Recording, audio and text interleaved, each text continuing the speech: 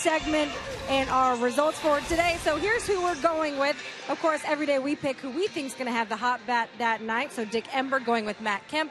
Mark Rank going with Clip Barmas. Mike Pomeranz picking Yonder Alonso. Mark Sweeney, Justin Upton, and I picked Derek Norris. Weigh in on Twitter for a chance to win a free foursome of golf, courtesy of Saquon Golf Resort. Just hashtag I'm with and the name of the broadcaster who you think is right. If they win, you could win too. One random winner selected nightly. Follow us at Fox Sports SD for more details. I'm really pulling for you, Professor. All right, Chris, I know you are. It's a long season.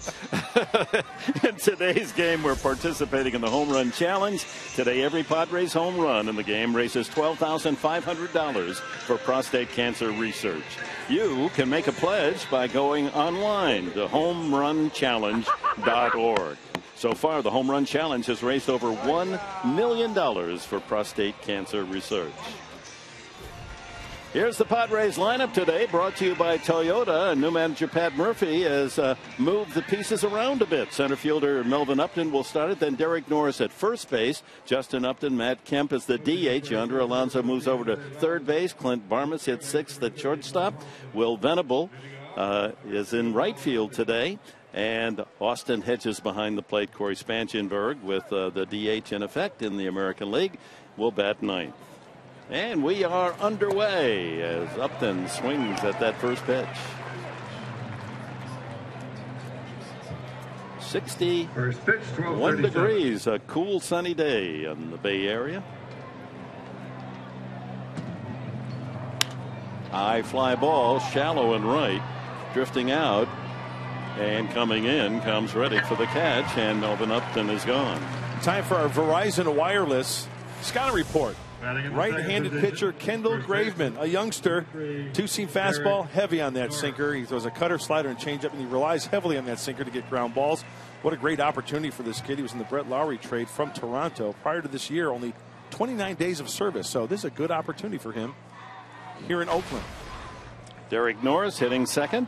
Playing first base. He has played first base before with the A's 4 innings, but never has started at that position. Checks in with 7 home runs, second in RBIs in the club with 39.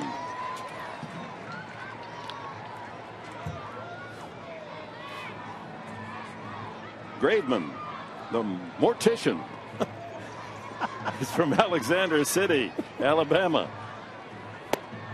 Well, hopefully he doesn't get that shovel out and start burying Padre hitters. Yeah, you got that right. 3-3. He has pitched very well on the road. He has pitched miserably at home, where he has an ERA of over 10. 1-2 to Norris with Justin Upton to follow. Look at that. Home games 0-2, an ERA over 10. On the road, 3-1, an ERA under 2. It's puzzling. And those are one of those questions to where you really can't find an answer. Yes. Managers, pitching coaches, players themselves. It's just one of those things. You know what they call it? You know what they call that? A conundrum? Baseball. That's baseball. Same thing. That's right. If you look up conundrum, that's right. In the thesaurus, they say baseball is. 2-2 to Norris. Derek last night went 0 for 4. One of the few Padres not to strike out, as 13 Padres were in that category. A line drive and a close line to the left fielder Cano. Well, that's how it's going. You hit it hard right to a glove. 2 away as we check the A's starting defense with Cano. You just saw him make the catch. Burns in center and Reddick in right. Lowry and Simeon on the left side of the infield. Sogard and Vogt. Vogt not catching, but at first base today, and Fegley behind the plate for Graveman. Justin Upton in a bit of a slump the last week or so. In the last 8 games, hitting only 148. Average down to 278, but the power source of this lineup for San Diego with the 13 homers and 41 runs batted in.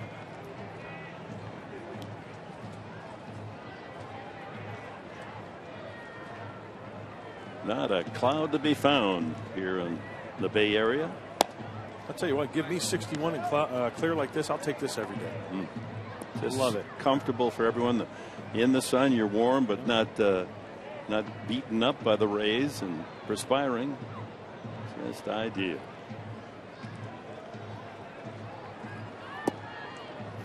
And it goes to 3-0. So the Padres, after the day game, will hop on their charter flight to Phoenix, open a 3-game series against the Diamondbacks. You see Matt Kemp on deck. And then they come right back to the Bay Area on Sunday night. And a 4-pitch walk, and the Padres have their first base runner. 30th walk of the season for Upton, more than any Padre. And here's Matt Kemp. In the 4th position. They have an off day in San Francisco on Monday, and then they play the Giants 3 night games, Tuesday, Wednesday, and Thursday. Kemp, 24 of his 34 RBIs on the road.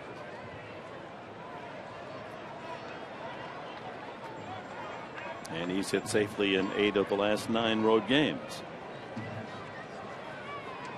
Had a single in 4 trips last night. There's a strike at 90. You know, you talk about the scheduling as Matt Kemp tries to keep this inning going. The scheduling for these A's, starting on June 13th, they had 8 games in a row where it was night, day, night, day, night, day, night, day. Wow. You talk about messing up your body time clock, huh? It's right in the middle of it right now. Masochistic, that schedule maker. And for example, here the Padres, wouldn't it be nice, we're in the same hotel when we come back for the San Francisco series, but now they send you to Arizona for the weekend. They couldn't have put Oakland and San Francisco side by side and then go to Arizona. Oh, who's complaining? It's just another wonderful day at the ball. Yeah. 2 strikes on Kemp. And with 2 strikes, Upton, who has the club lead in stolen bases with 13, he might be tempted to go, and they're thinking the same thing, the A's. A's wearing their bright yellow tops on this day. Throwback look to the great teams of the 70s. Yeah, you know what? If it's a day game and I'm pitching, I'm going to wear that bright jersey. It might be just a little bit of a distraction to the hitter. You never know. Upton goes. The pitch is outside, and Upton, without a throw, has the stolen base. Number 14.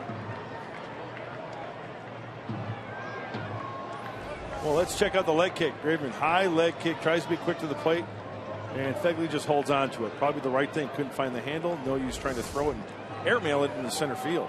Well, Kemp in a position now to give the Padres a lead in the first inning. This has been their best scoring inning, the first. They've scored 44 of their runs. Get off to the good start. But not that way. Strike 3 swinging. It'll be Billy Burns leading off for the A's against Ian Kennedy.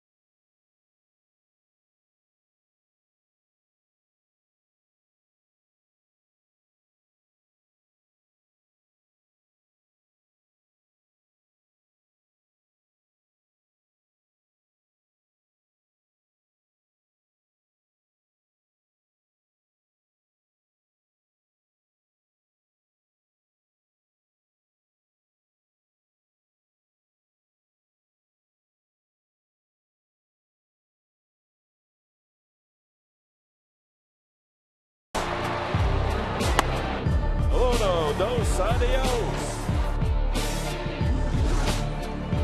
Blew it right by him. Strike 3. Ian Kennedy, who struck out 207 batters last year, became only the 4th Padre to hit that 200 mark, and he's A strikeout per inning again this season, and here's the lineup that he'll be facing, brought to you by Hyundai. Billy Burns, what a rascal he's been at the top of the order.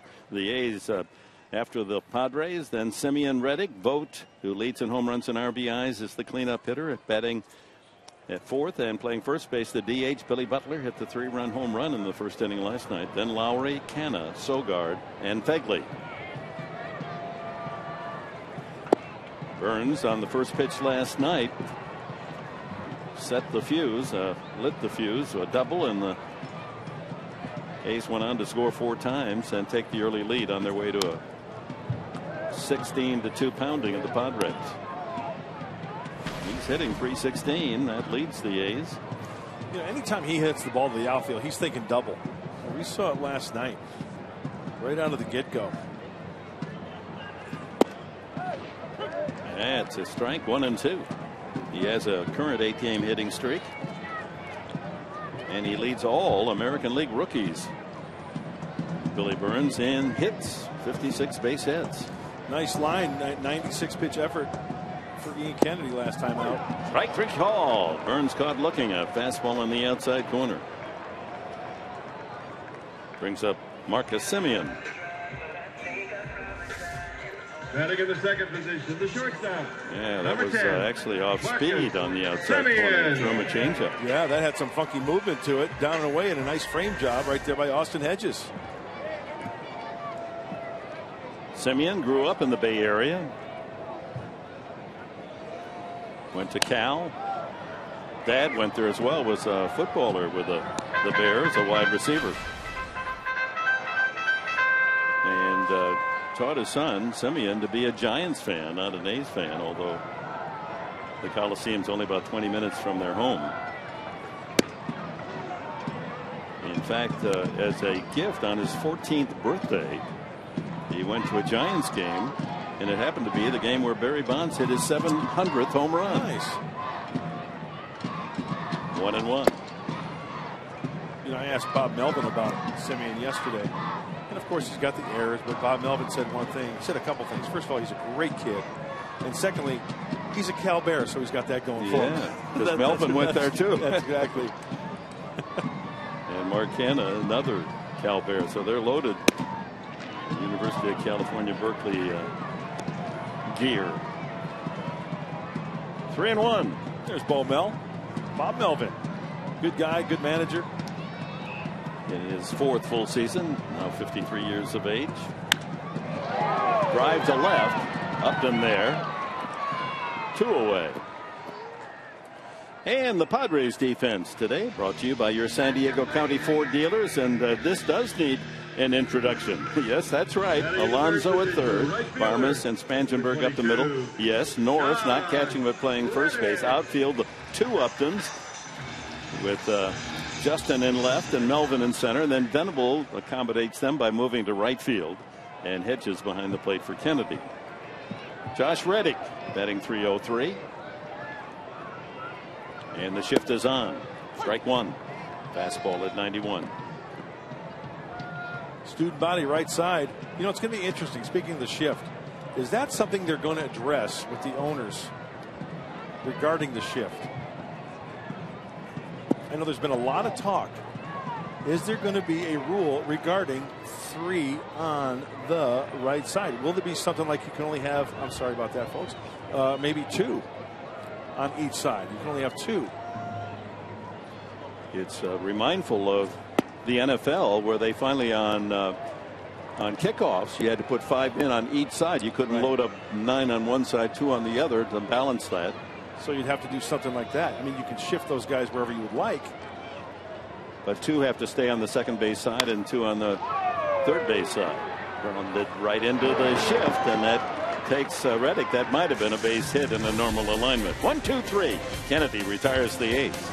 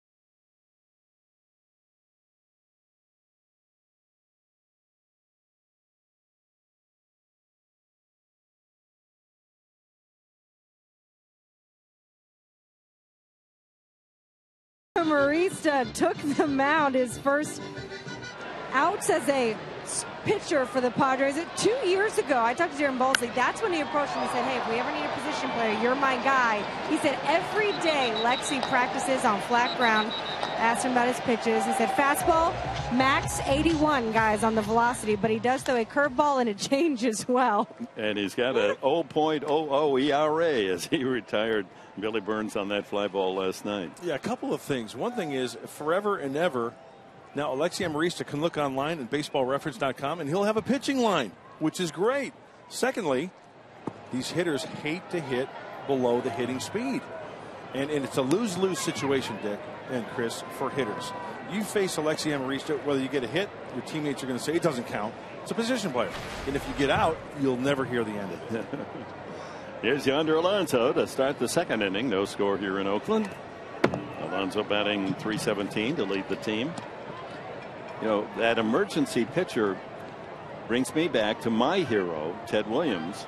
And it was a very important piece of information for me to know around the majors, position players who have pitched the last 2 days. So there have been some blowouts. Francoeur was one of them.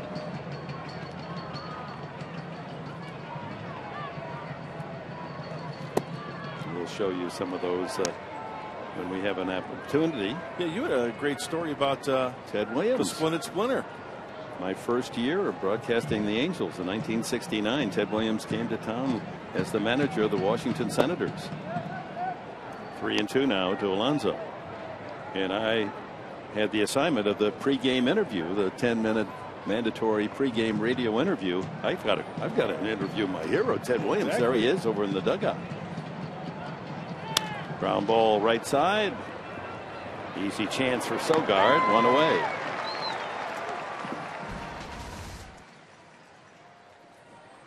Well, we talked about position players, and we'll get to that Ted Williams story because it's a great story. Position players have pitched the last 2 days. A lot of going around Major League Baseball. Jeff Francoeur, who we know, Jake Elmore, Nick Franklin, and then the next day, 3 more. And one of our own guys, Alexi Amarista, towing the slab for a third of an inning. Everybody has to have their emergency catcher, their emergency pitcher. That's all lined up. Here's Clint Barmas. For a while, it appeared that Barmas might be in the discussion last night. He went down to the bullpen, threw a couple of tosses, but he gave way to Amarista. Barmas hitting .286 with a couple of homers. So what did the Splinter say about his pitching? Well, I figured, knowing that Ted Williams wasn't all that kindly toward the media, the Knights of the Keyboard and those that carried microphones, I better get his attention.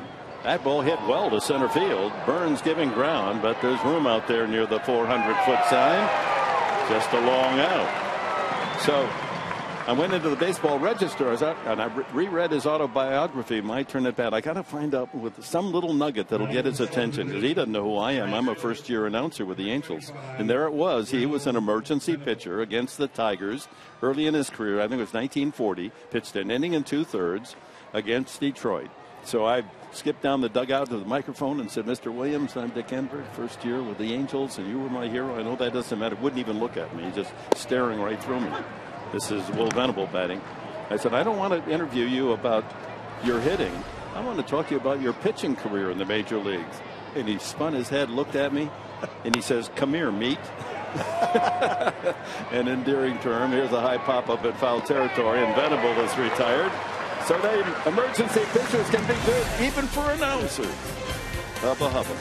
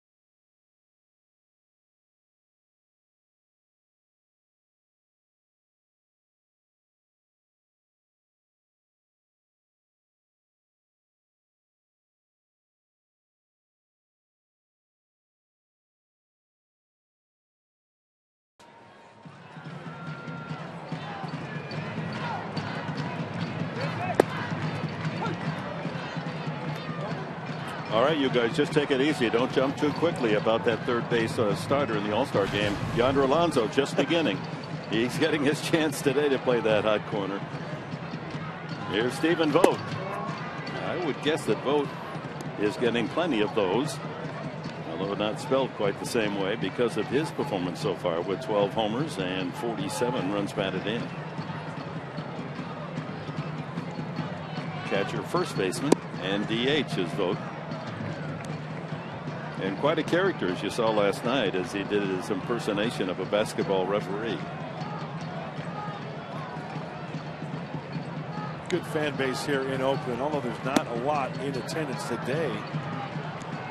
They're blue collar. They're hardcore. They love their swinging A's. They get fired up. And the Friar guys are right there with them. Vogt to center field, and that chases Melvin Upton back, and he's got just enough room at the edge of the track. One away. Well, let's look at the keys to the game, brought to you by your San Diego Honda dealers. Well, one of the keys is to keep the Friar dancing and happy. Well, really, forget about yesterday. The shellacking 16-2 loss. Forget about it. That's the great thing about baseball. You tee it up the next day. And a solid 7 innings from Ian Kennedy. He's done quite well the last 3 times out. 18 innings pitched. Only walked 3. So the velocity of the fastball, the location of the fastball, very key for Ian Kennedy. The batter is Billy Butler, a 3-run home run, first inning last night, as the A's took the 4-0 lead on their way to the 16-2 win. And this was the crusher of Odrisamer Despaigne, who then settled down and pitched very well into the 7th inning. But Butler's home run is 5th of the year. That made it 4-0 Oakland. Veteran DH, whose nickname is Country Breakfast. Because a country breakfast means you get everything. You get all the cuts of meat. You get the eggs. You get the Danish. And a big old glass of ice cold milk to wash it down. There you go. Despaigne last night after the 4-run first inning. Then he allowed only a couple of hits in the next 5 innings. But the A's were off and running. Popped up, lots of foul territory, and this may be playable for Derek Norris, who makes the play. Added a little drama to that catch. You hear the dugout of the Padres. Jose Valentin has got his hat off and he's waving, acknowledging Derek Norris. Nicely done. Getting some cheers from the teammates down there, the Padres. That's just a good athlete. You don't get those kinds of chances behind home plate. The ball spinning totally differently than when you have to tear that mask off and allow the ball to curve back to you. So 2 outs to Brett Lowry. Outside, ball 1. Let's see, my heart rate is up there a little bit.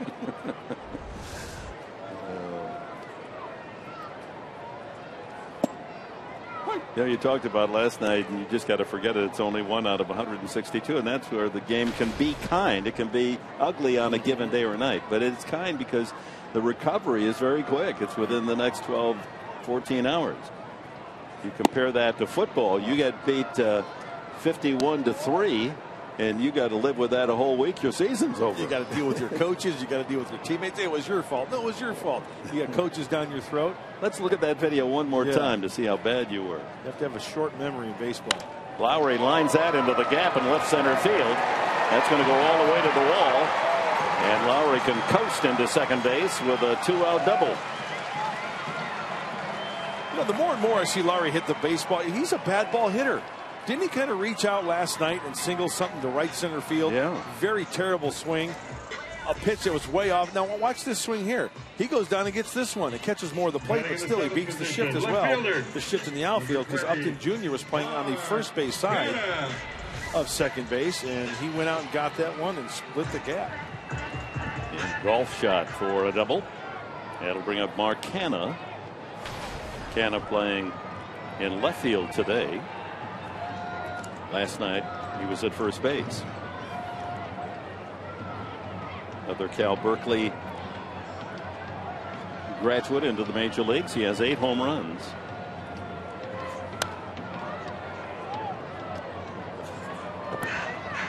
his degree in economics at Cal. Same high school over in San Jose, Bellarmine, that produced Tommy Medica. I guess well, Medica would have been a bit before him. Medica then went to Santa Clara to play his college ball. Now at El Paso.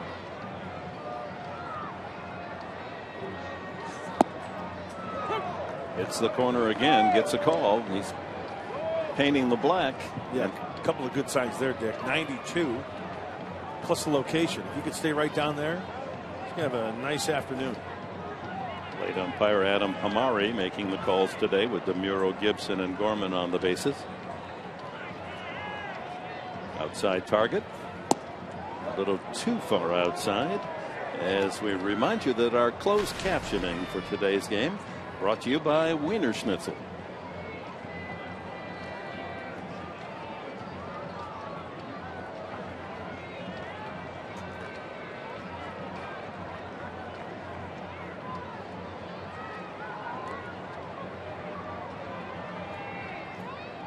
Lowry at second, 2 outs. Swing and a miss, strike 3. Second strikeout for Ian Kennedy. We've completed 2 in Oakland. No score.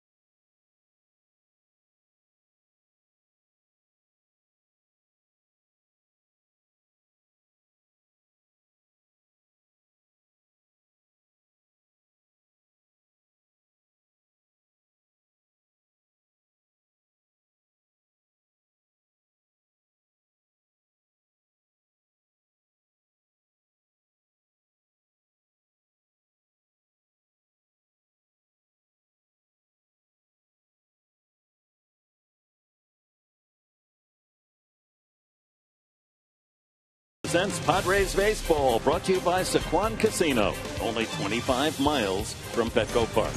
And by Jack in the Box. Try the new Double Jack today only at Jack in the Box. With Mark Grant, Chris Budden, Dick Enberg, thank you for joining us. Day baseball from Oakland. We go to the third. Austin Hedges leads it off. Hedges with his first major league home run at Petco a couple days ago against the A's. He's 3 for 28 so far in the big leagues. And this memorable moment for the 22-year-old Hedges.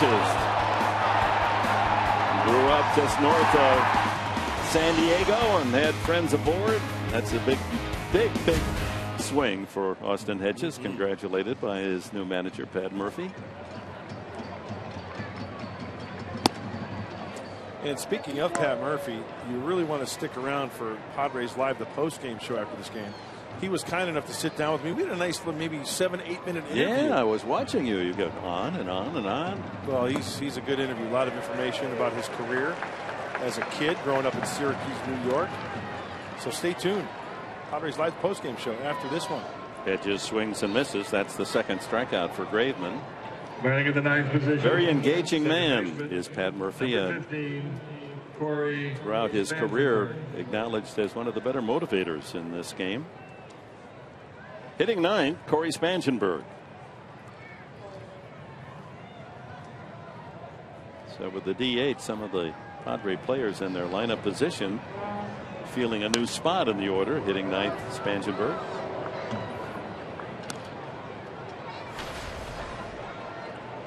And Melvin Upton will be next.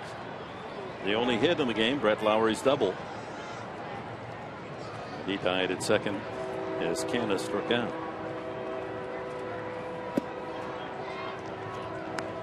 Graveman is just 24 years of age. He was a pick, 8th round pick of Toronto 2 years ago. He made it to the pros his second year. Professional baseball, made it to the majors. That was just briefly last year, 5 games all in relief, and came over from Toronto with Brett Lowry, the third baseman, in the trade that sent Josh Donaldson to the Blue Jays. And Donaldson ripping up the American League, hitting .305. He leads the American League in runs scored, 4th in RBIs. He's hit 17 home runs. There were a lot of people shaking their heads when that deal went down. But Graveman was a part of the deal as Spangenberg fouls that away. Well, we take a look at Kendall Graveman and what he throws. He'll throw the sinker, the two-seamer, 60% of the time on the fastball, and then he'll cut it. Changeup and curveball coming in at 3rd and 4th place. But second time around the big leagues for the Oakland Athletics from the minor leagues, and just a little bit more relaxed. First time around trying to overthrow a little bit too much. Line foul. And Dick, when you overthrow that sinker, you know what happens. It flattens out, you get knocked around. So a little bit more familiarity for Graveman his second time around. Yeah, he had some trouble and getting men out, went back to Nashville, and since his return, he's 2-1 with a 2.20 ERA in 5 starts. His catcher Feckley out to discuss the beauty of this Thursday afternoon. As bright as that yellow uniform. I love it. I love the whole scheme for the Swingin' A's. The white spikes, the green jerseys, the gold jerseys. Swing and a miss. Another strikeout. His 3rd. Got him with a breaking ball. Good slider.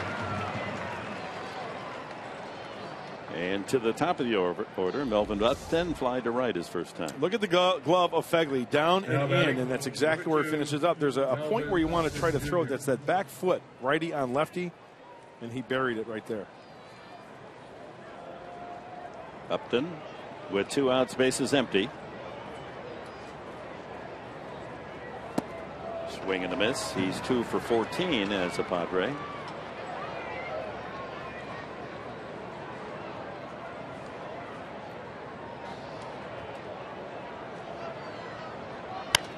High pop up. There's that big foul territory, and first baseman Vogt over.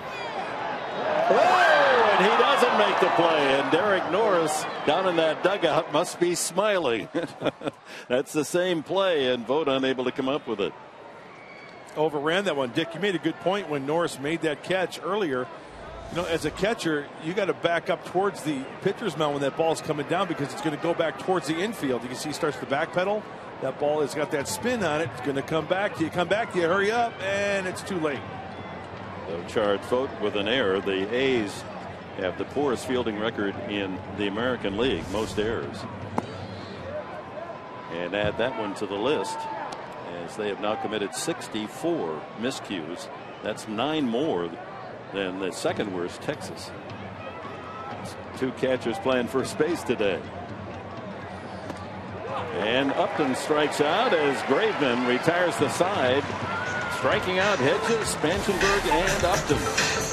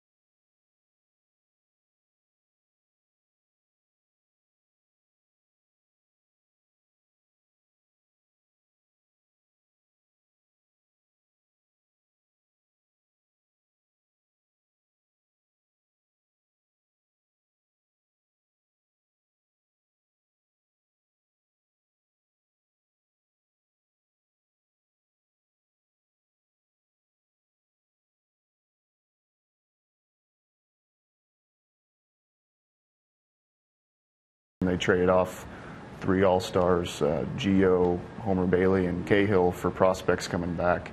And we came out and we won the division the next 2 years. So you sometimes wonder what is he doing? But somehow, some way, he always bounces back and has some success. So, I always wish him well. I'm not going to sit here and, dog cuss him to the ground because they traded me, because I think they've given me an opportunity to grow as a player and as a person over here. Yeah, very insightful comments from Derek Norris on Billy Beane, who's now in his 19th year as general manager of the A's. Went to Mount Carmel High School in San Diego, in the UC San Diego. Eric Sogard, Josh Fegley at the bottom of the order, and then Billy Burns in the third. No score. Of course, Moneyball, a best-selling book and motion picture.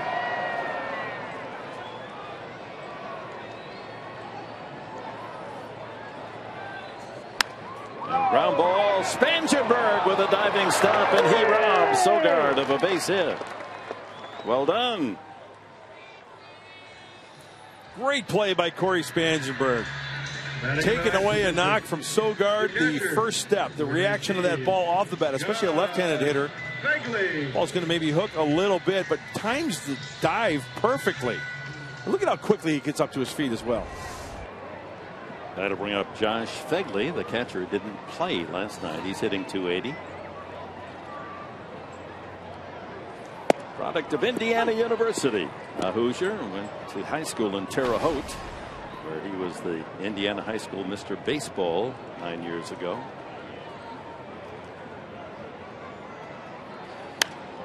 Out of play.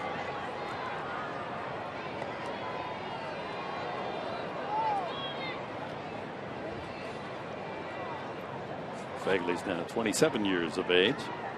Came over from the White Sox along with the shortstop Simeon in the Jeff Samardzija deal in the offseason.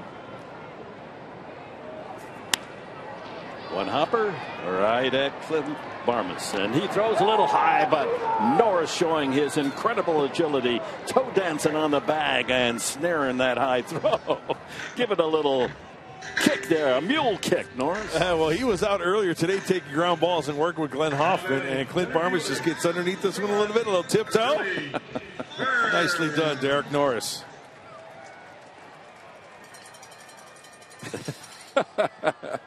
Dame Fontaine there with that high artistic kick. 2 away to Billy Burns. That's a foul ball. Foul ball, no play. Burns struck out, took a third strike his first time. Monza was all over it if it had been fair.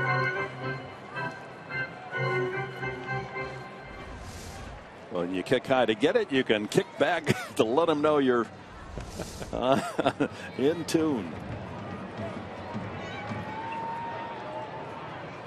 But by shaking up the lineup and changing some of the positions around, I think it's lightened the day for the Padres after what was a very dismal performance last night.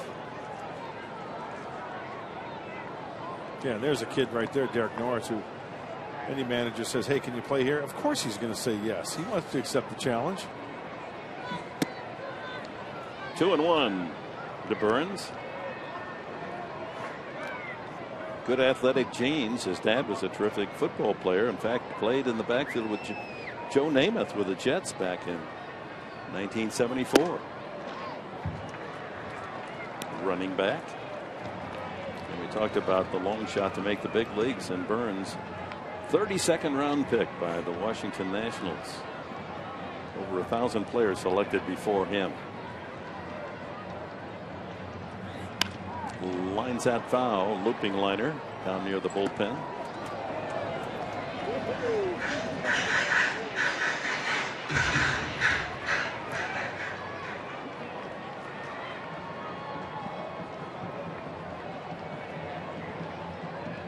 Full count.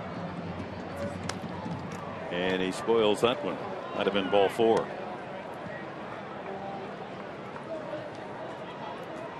You see the throwback uniforms, the A's, that old style A's, the same that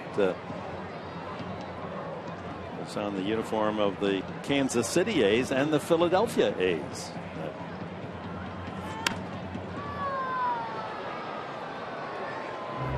Classic A. And a reminder, today's game presented in HD by Sony 4K.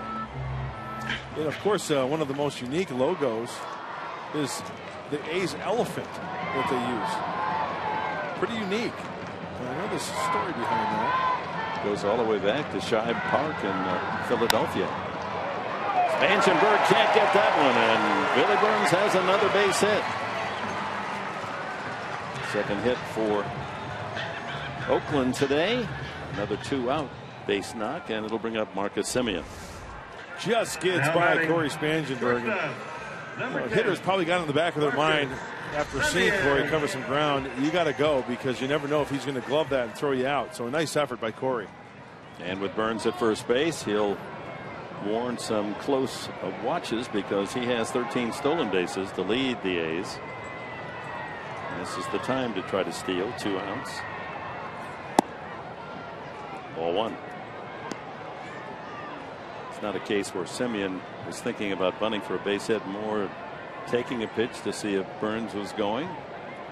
Give that third baseman Alonso something to think about.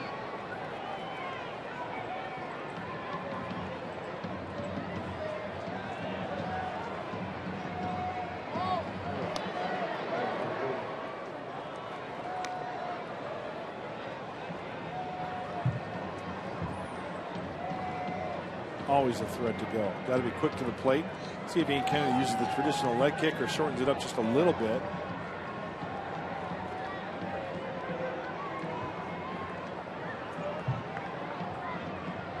He bluffs, and a swing and a foul. Well, I found it out, Dick. After New York Giants manager John McGraw told reporters that Philadelphia manufacturer Benjamin Shibe, who owned the controlling interest in the new team, had a, quote, white elephant on his hands, Mack defiantly adopted the white elephant as the team mascot. Connie Mack being the longtime manager of the A's. Played at Shibe Park in Philly. A white elephant. And it says here he presented McGraw with a stuffed toy elephant at the start of the 1905 World Series. That was the A's logo. Cool. Yeah.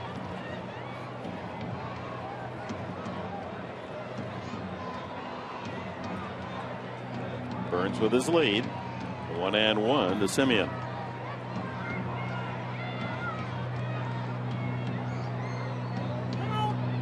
No pitch.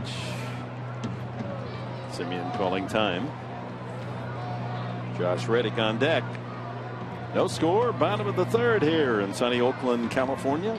Padres and the A's wrapping up their home and home. 4 games. 2 at Petco. 1 by the A's.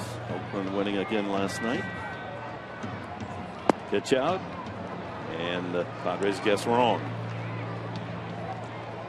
Burns not going. Now, if he has designs on stealing, this might be the time. And a good fastball count. Fastball away. Change up. Fastball in.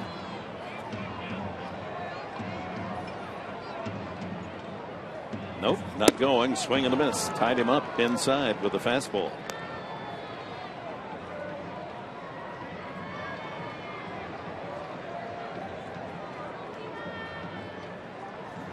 There's the 56-year-old interim manager, Pat Murphy.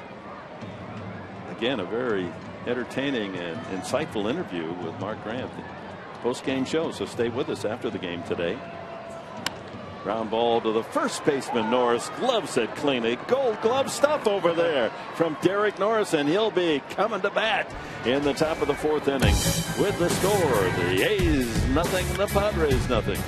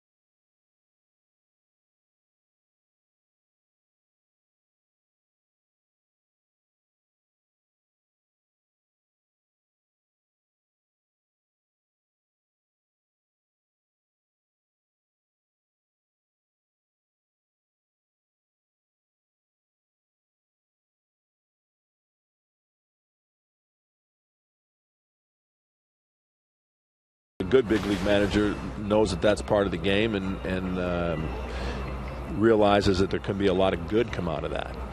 Me, I wore it hard last night, and but I've responded, and I know, and I talked to the guys a little bit and talked to them about, hey, sometimes we have to get these warning shots in order to flush all the stuff we need to flush and find our best self and get some clarity.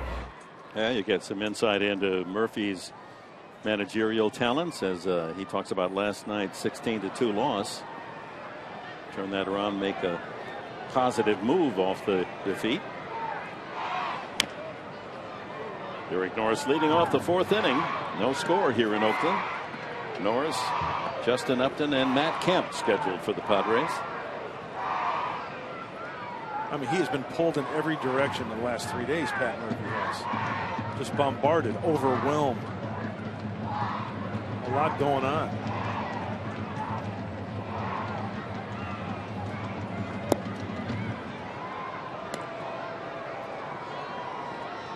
Not easy. I mean, it's a chance to be a big league manager, but you got that interim tag. You replace a man that everyone seemed to like, including Murphy. He had a good relationship with Bud Black.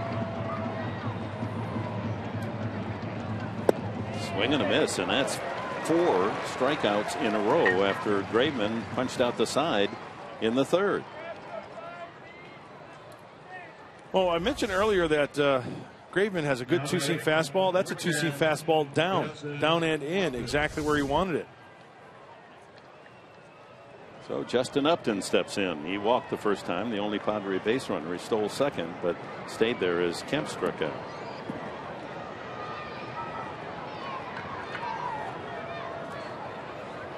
Graveman's reputation is that he's not a big strikeout pitcher, but you wouldn't know that so far with 5 strikeouts of the first 10 outs recorded.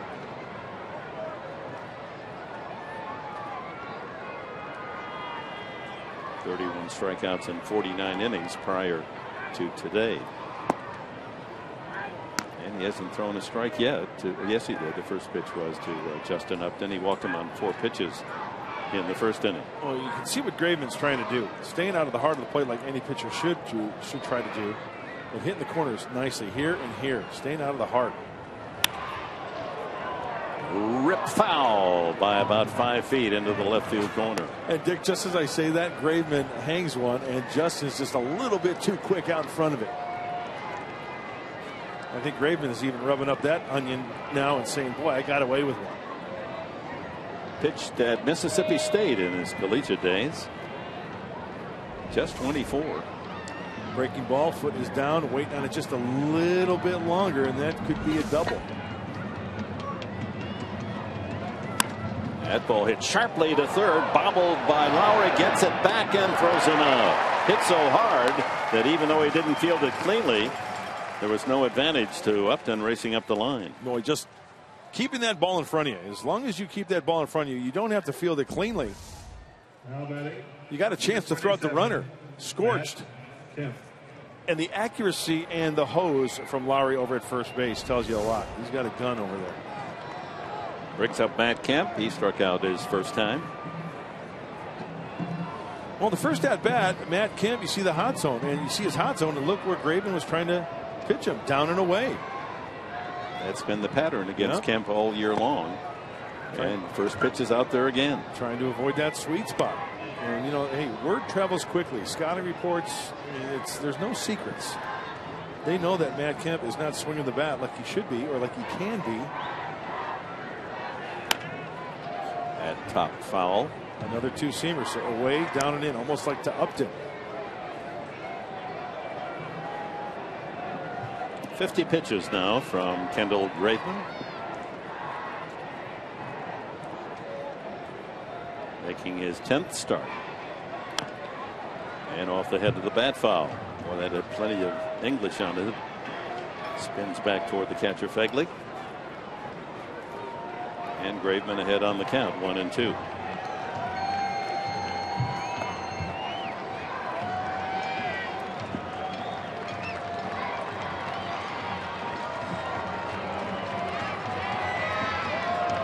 Inside.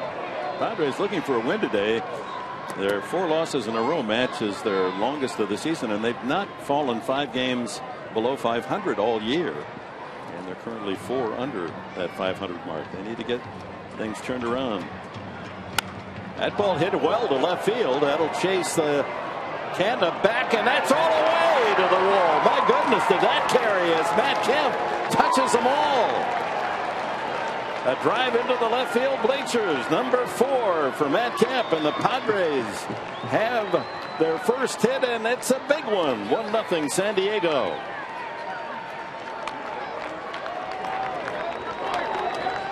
Now batting, number 23, Yonder Alonso.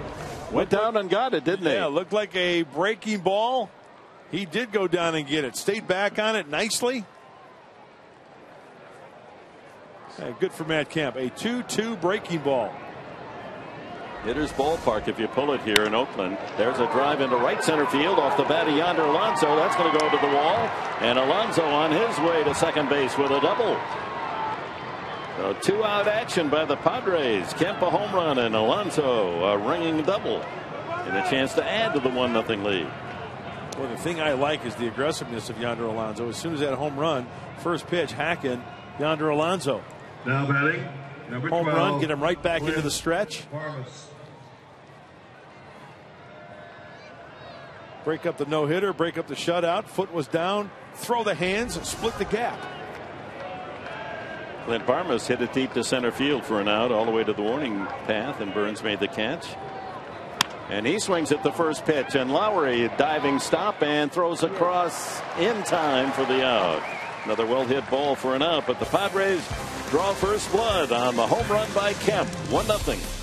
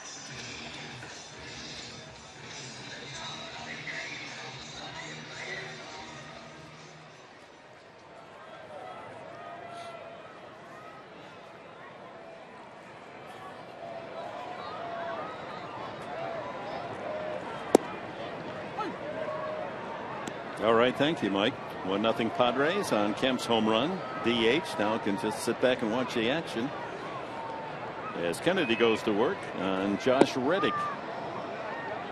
The A's have moved to within 10 games of the 500 mark, 29-39. They've had the worst record in the American League for a long time. No longer, as the Red Sox now have the worst record in the American League. Wow. Reddick grounded to second his first time. And the D-backs now are just one game under 500, 32-33 starting today. Swing and a foul back. They're only 4.5 behind the Dodgers. Yep. Well, that's a good topic to examine. The National University standings looking at the NL West. The Giants 2.5 back. Arizona only 4.5. Despite their struggles, the Padres just 6 back. Colorado 8.5 off the lead. Pop up back of home plate. Hedges shading his eyes, mask off, and makes the play. Let's go back to that home run. Big home run for Matt Kemp. It was a hanging breaking ball, 2-2. And not only the action at the plate and the swing for Matt Kemp, but it's the reaction of his teammates as this ball goes over the 362 sign. Manager Pat Murphy on the right. The coaches, players, all excited for Matt Kemp, and the Padres getting on the board first this afternoon. And that all part of the home run challenge. $12,500 to research, thanks to Matt Kemp. And here's Stephen Vogt. Vogt, we were talking about the American League catchers for the All-Star game. He's currently second with 3.2 million votes. Salvador Perez of the Kansas City Royals way out in front, over 7 million votes. And did you hear about the news today that a baseball fan in Kansas City was caught only submitting 34 votes, ostracized? They're sending him to Idaho. He only voted 34 times. Oh, he's got to get that one more vote in. Yeah. There's stuff in the ballot box. Well, they've made a joke out of it. I mean, everyone could do it. That's the argument. They say, well, everyone can do it. Well, is that really what the baseball wants? That everyone to stuff the ballot box? There's got to be an alteration. I think they get so excited with all those numbers, right? 3 million, 4 million, 5 million, and fans like to see that. It should be one vote for one person. If they could knock it off at 35 and say no more from that email, why not just one? Is that ridiculous? Look at that. Only Mike Trout has been able to beat the bombardment of the ballot box by Kansas City Royals fans. Good for them that they love their team that much, and there are some legitimate all-stars there. I heard George Brett was right behind Moustakas in the voting. Well, their clubhouse guy, Sam Liederkrantz, actually is in third place. Yeah. Swing and a miss. And strike 3 for Vogt. Ian Kennedy trying to get those troops back in the dugout after the home run for Matt Kemp. Goes up the ladder to Vogt.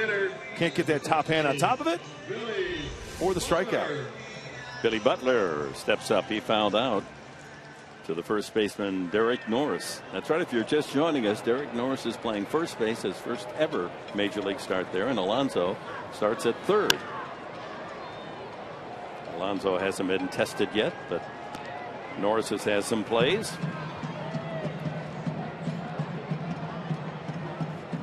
Yonder played third base throughout high school and then went to the University of Miami. And they had guys like Ryan Braun there. And so they moved him over to first base with the Hurricanes. That ball hit deep to left center field, way back. Upton and Melvin Upton able to cut over in front of Justin and make the catch just shy of the wall. Butler flirted with tying it up. Melvin using his speed to get there, and it's a 1-2-3 inning for the A's.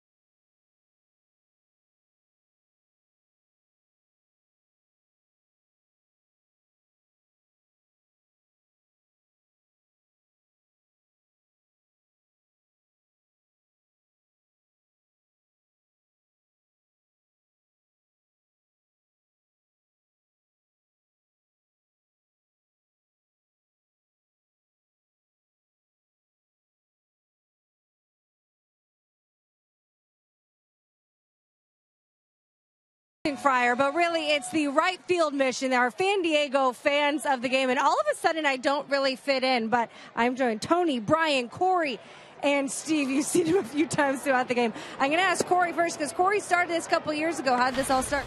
Well, it started because we needed a little bit of Diego, and this was the best way to do it.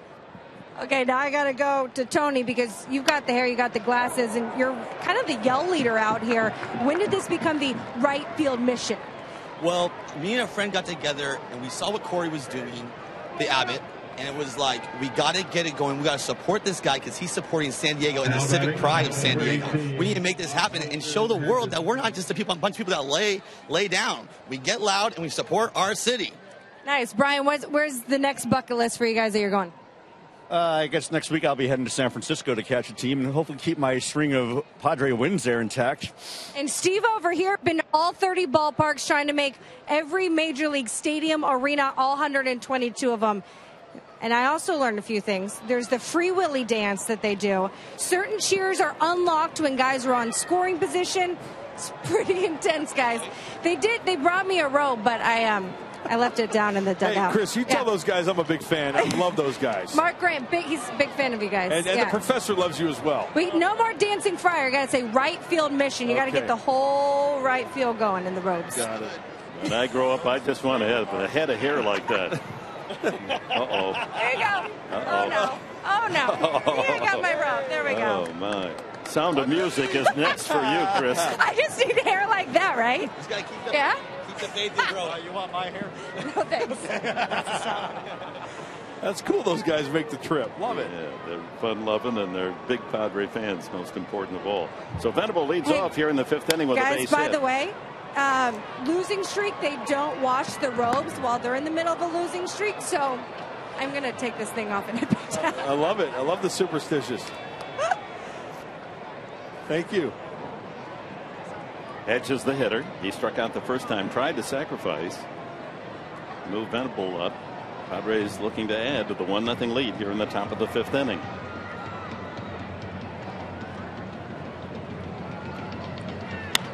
And a fly ball to right field. Reddick positioned well and makes the catch for the first out. Brings up Spangenberg. Padres have 3 hits, the single by Venable being the third to lead off here in the 5th. Kemp with the home run. Alonso a double. 15, the A's have Spangenberg. just the 1 hit, a double by Brett Lowry in the 2nd inning off Ian Kennedy. Oh, they have 2 actually. Billy Burns with a single in the 3rd inning. Kemp a couple of home runs in the last handful of games. Spangenberg struck out swinging the first time.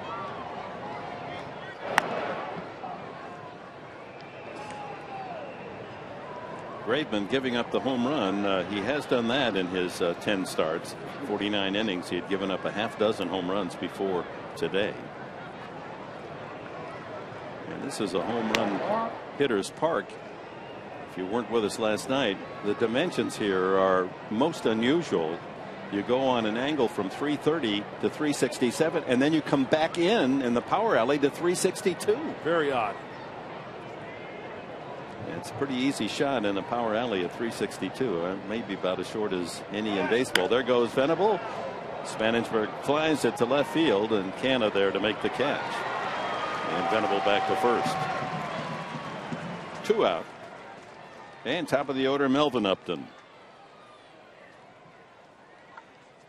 Now batting, number 2, Melvin Upton Jr. I wish we could show you the wardrobe of Melvin Upton coming to the ballpark today. Oh, he was styling. Oh, my. Everything coordinated. What would you call it? A plaid? Very yeah. Plaid. The colors in that were amazing. Outside, ball 1.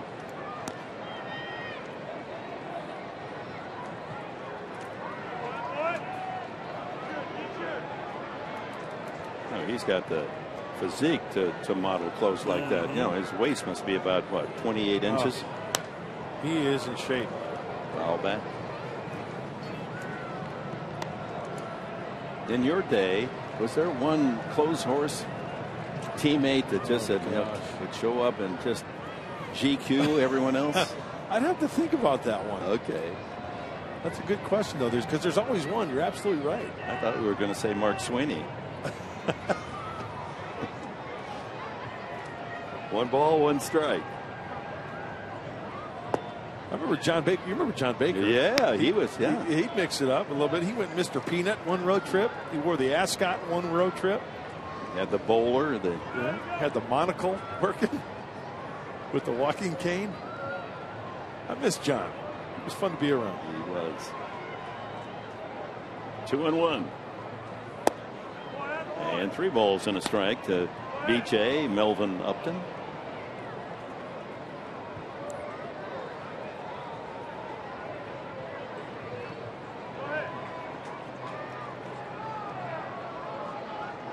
Well, good fastball count here, 3-1. He's got that nice little tight slider and the 2-seamer. And that's nubbed off the head of the bat. Look at the spin on that. And Vogt able to make the unassisted putout. And the Padres get the leadoff hit, but that's all in the top of the 5th inning. They lead it 1-0.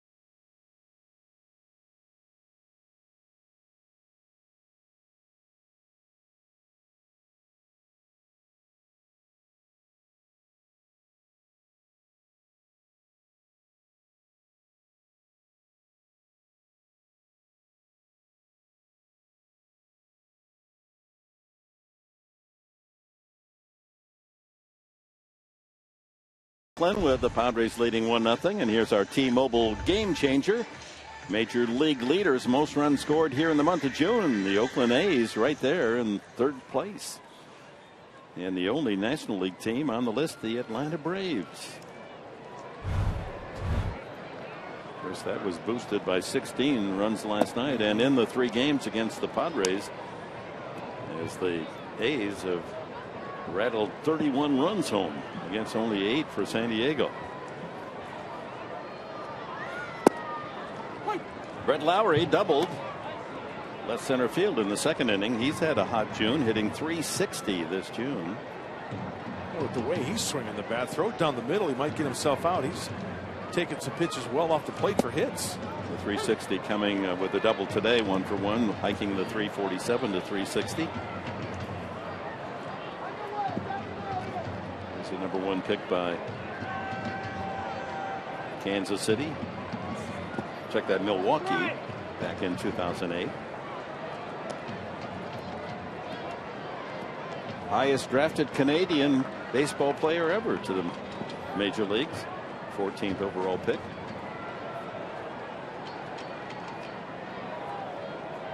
Two and two. Ooh. Backs him on. And not a bad pitch to go full, because that's exactly where you want it. If you're going to miss, that's where you want to miss. You'd rather miss there than over the 3rd of the plate. That's elevated, something you can turn on. Of the Padres staff, Kennedy probably does that better than anyone. Moves that hitter off the plate.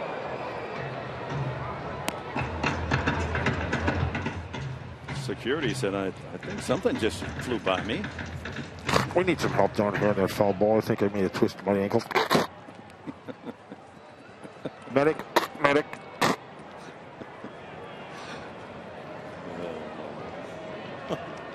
Full count, 3-2.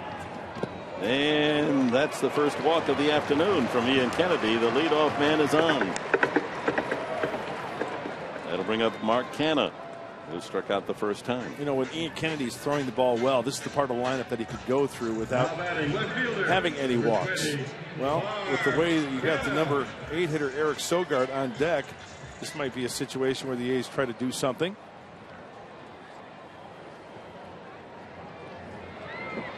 Main objective here, though, for Ian Kennedy, try to get that grounder. Have him hit it on the ground. There's the changeup grip. He will adjust accordingly in his glove. Infield set for 2. Barmes and Spangenberg split off second base. Alonso there at third.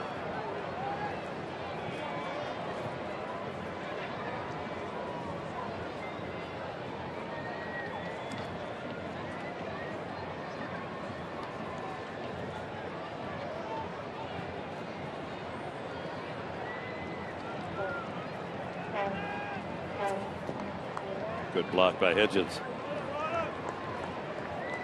Well, prior to this game for Canha, 167 at bats. He's only grounded into 2 double plays. The leader in that category, I'll give you $1 if you can guess who. Yeah, you know who that is. Billy Butler with 11. He leads in that category for the A's. Country breakfast. Oh, a nice ground ball here to an infielder would be nice.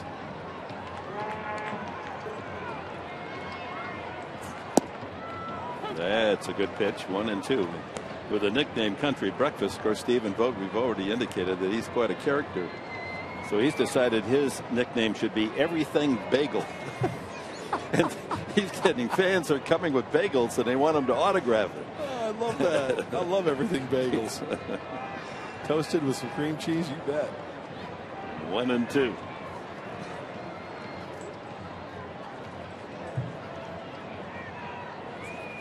Back to Kennedy. Had to hesitate. One there. Back to first. They still complete the double play.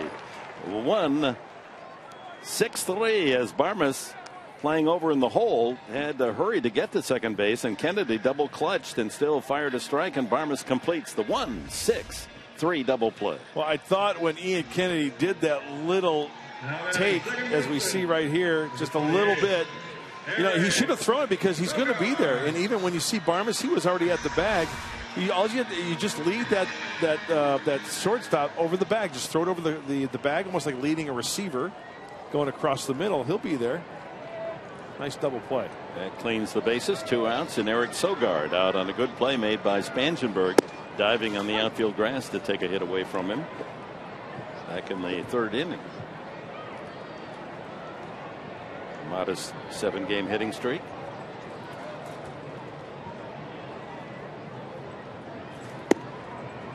One and one.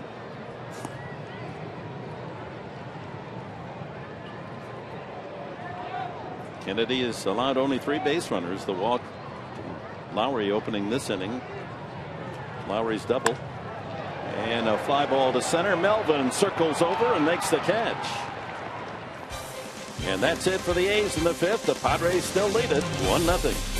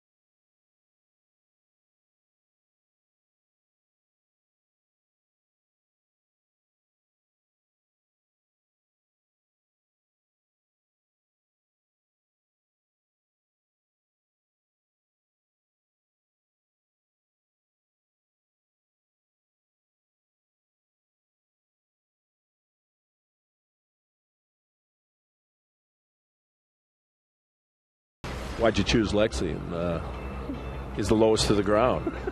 A little different, show him a little different angle.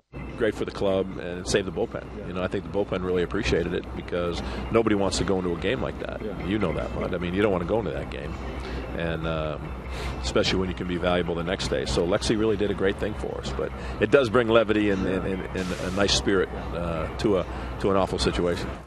So manager Pat Murphy alluding to the 8th inning last night where the A's scored 7 runs on 8 hits as Corey Mazzoni took the brunt of all that. So rather than Mazzoni continuing, they brought in Amherst and he got the final out, Billy Burns. Derek Norris, Justin Upton, Matt Kemp scheduled for the Padres here in the top of the 6th inning. They ride a 1-0 lead on Matt Kemp's home run. And you know, I wanted to make a point about that, just elaborate on Pat Murphy's point, saving the bullpen. Now what we have to realize is just getting a guy up in the pen and get him hot. I mean, that's pitches right there, and then to have bring him into a game. So that guy might be spent for the next day. You never know what's going to happen. That ball is hit deep to left field, had the right sound, and Derek Norris will touch them all. He returns to Oakland, and he has been salivating at the very thought of being able to hit one of those against his former employer.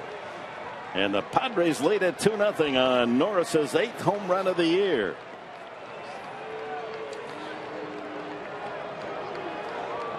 Can't wait to see the reaction on the bench as Norris crosses home plate and is greeted by his teammates.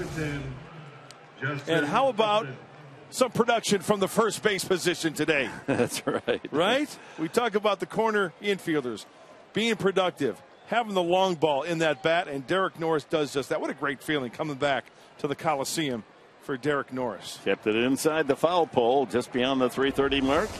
And the Padres on a couple of solo home runs have a 2-0 lead. Here's Justin Upton. He has walked, stolen the base, and hit the ball hard the last time, but right to the third baseman, Lowry.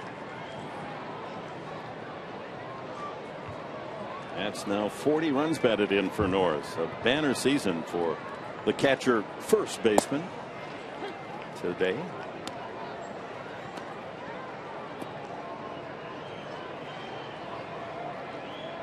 The DH, Matt Kemp next.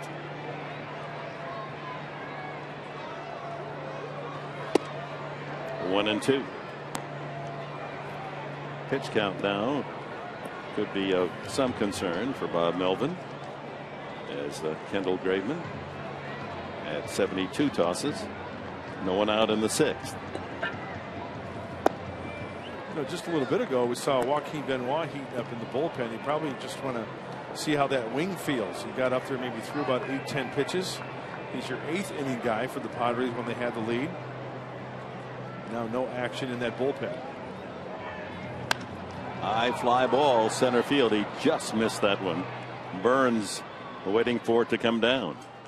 One away. So Matt Kemp in the last 3 days, 2 home runs. On Tuesday, his first at Petco Park as a Padre. Number 3 on the season. And he repeats here in Oakland with a solo shot in the 4th inning. That's the place to hit it. Hanging breaking ball, and at first pitch today it was 61 degrees, but we're approaching summer. Hopefully as it gets hotter in the summer, so does Matt Kemp. Takes a strike. 89 on that fastball from Kendall Graveman.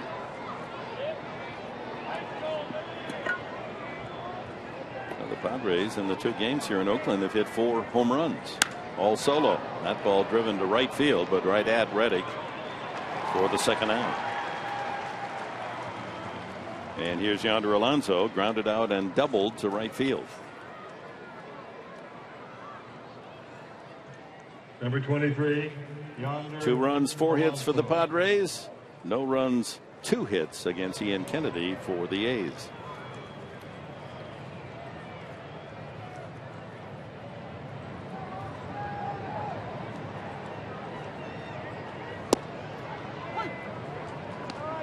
Change up at the knees.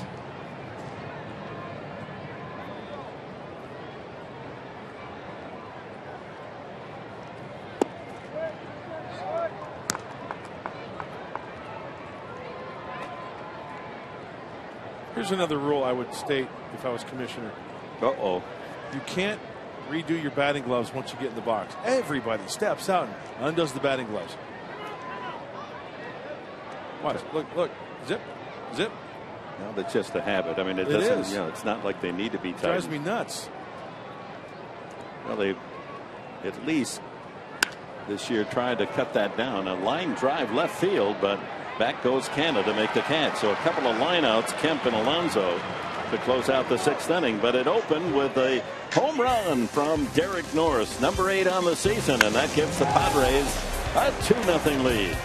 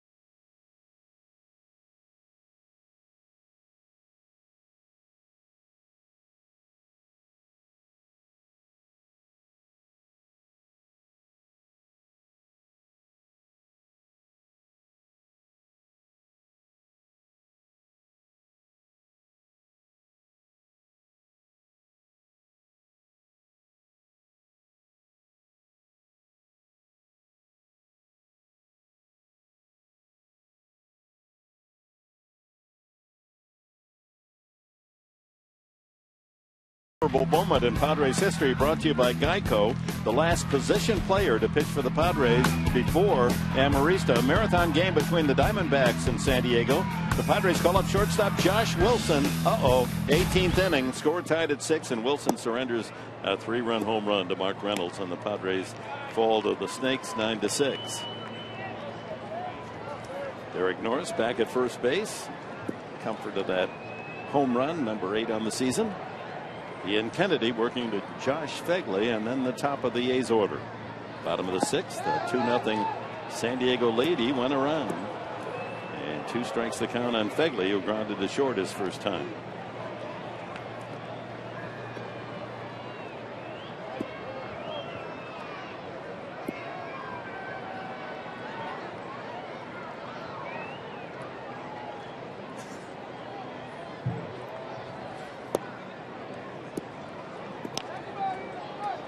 Change-up outside or a slider.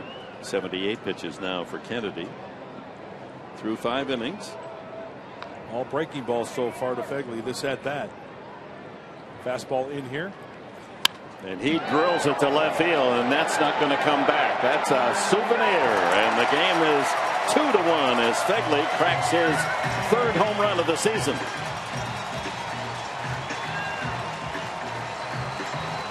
And this matinee audience of 16,643 in Oakland see the first run on the board. Phegley hitting 9th in the order, homers to make it 2-1. That's the 14th homer given up by Kennedy this year. Just didn't get the fastball in enough. Austin Hedges was set up inside. The count was 1-2. Even if you miss, you want to miss on the other side of that corner. And Phegley is quick to that pitch inside. And the A's cut the lead in half. All the runs on solo home runs. Kemp and Norris for the Padres, and now Phegley for the A's. Billy Burns a single and a strikeout today. Alonso at the cut of the grass at 3rd. Respecting Burns' ability to bunt for a hit. He lines that one to Barmes, the shortstop. Oh, even when he makes out, he hits the ball on the nose. Uses the whole field, tries to hit the ball on the line. Clint Barmes positioned perfectly. Well, Burns getting a chance because of the injury to Coco Crisp, and the A's have found themselves a good player. Yeah, filling some big shoes because we know what Coco Crisp can do. It's going to be a while before he's back. He's doing quite well. And with his speed, Burns, an ideal leadoff man. There are not many of those around. Marcus Semien is lined to left and grounded to first.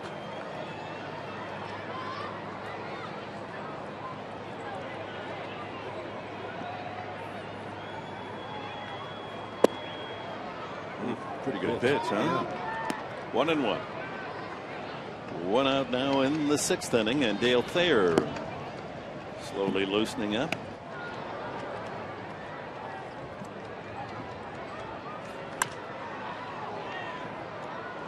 Well, it's time now, Mark Grant, to check that old Cholula flamethrower. All right, let's check in with Ian Kennedy. 92, and you know what? It's not all about how hard you throw. It's where you locate. He's doing just that. He missed with the fastball to Fegley, and that's mild. Mild sauce. Yeah. Just a little bit of tang to excite the senses. Piquant. Right? There you go. Some people like not spicy. Some people like mild. Yeah, that's why when you go to the grocery, you know, and I love to shop now. You know, they got the mild, they got the medium, and then they got the hot sauce. Line drive into the left field corner. Is it fair? Yes, by about 5 feet. Bangs against the boards, and Semien into second base with a double.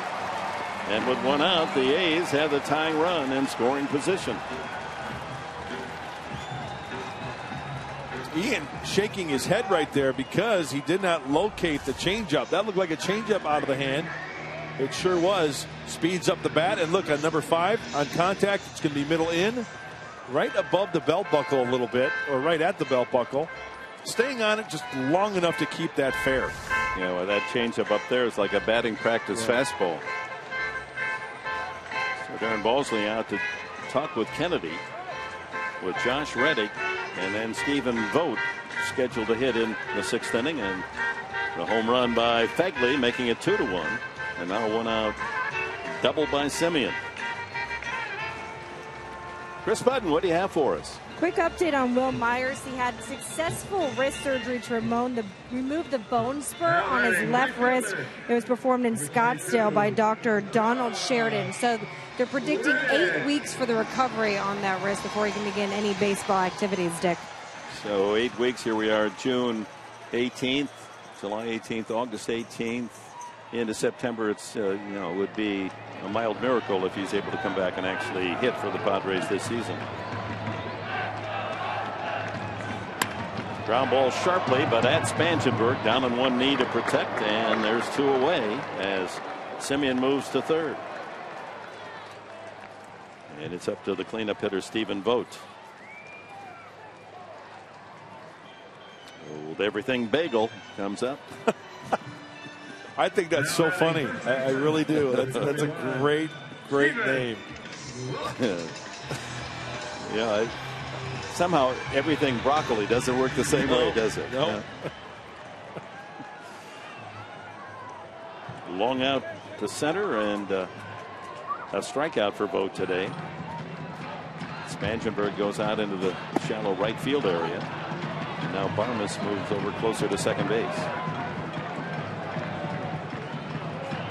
A nice rebound, nice reaction by Ian Kennedy after the visit from Darren Balsley. A quick out, a 4-3 to Josh Reddick. Good sign. He executed a nice curveball. He kept it on the ground. In the dirt, and a good stop by Hedges. That saved a run. Derek Norris over at first base is like, that boy, kid. Way to bury that breaking ball. We've seen Derek Norris do that many times. Has to appreciate the rookie Austin Hedges. Down on the knees, flip the glove over, take it in the chest, keep it in front of you. It's like protecting the net in hockey. You got to get down and make sure that puck doesn't slip through you. Yeah. 1-1. And that curveball's for a strike. 1-2. That is one of the better curveballs that Ian Kennedy has thrown this afternoon. That one had some bite to it, and 12-6. Watch this ball go from 12 to 6, nose to toes, hammer yacker. Uncle Charlie. The hook, the snake. There you go.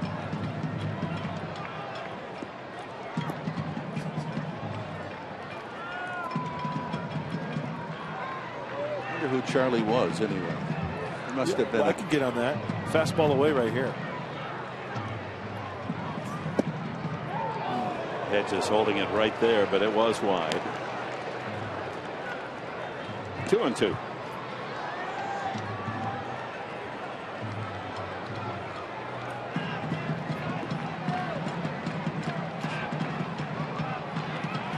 Tying run at third, 2 outs here in the 6th.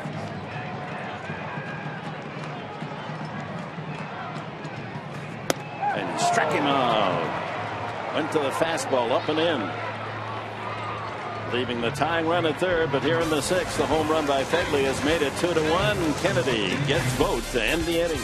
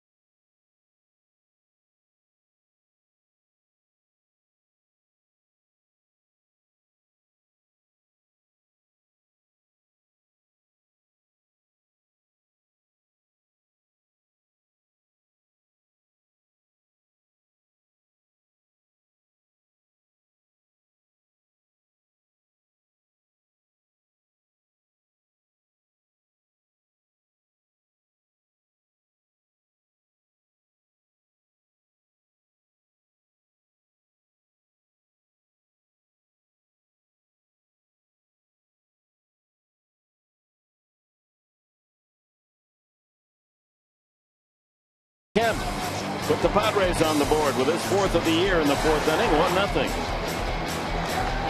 Much to the delight of Pat Murphy. And then in the 6th, it was Derek Norris against his former team. Number 8 for Norris. And Josh Fegley's 3rd home run of the season for the Oakland A's made it 2-1 in the bottom of the 6th inning. Clint Barmes, Will Venable, and Austin Hedges to bat against Kendall Graveman in the top of the 7th inning. No more than 50 pitches an inning for Graveman. Doing a fine job. Most was 13 in the 6th. So that was pitch number 81 for the right-hander. Barmes has hit the ball hard twice, nothing to show for it. Deep out to the warning path in center field in the 2nd, and he smashed it to 3rd, but Lowry knocked it down, threw him out in the 4th inning. That's a good afternoon right there for Graveman. And that ball drilled, but right at Canna. Tough day for Clint Barmes. 3 shots off his bat for 3 outs. That's 3 straight line drive outs thrown by Graveman. Remember, the 6th inning ended with Kemp line to right and Alonso line to left. The Atom Ball working for the 24-year-old Graveman. That's another great baseball term. Atom Ball, right at him. Mm-hmm. Venable lined a single to left field his last at bat.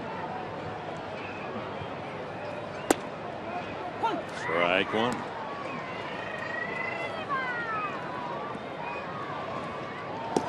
And Sean Kelly loosens in the Padre pen down the right field line.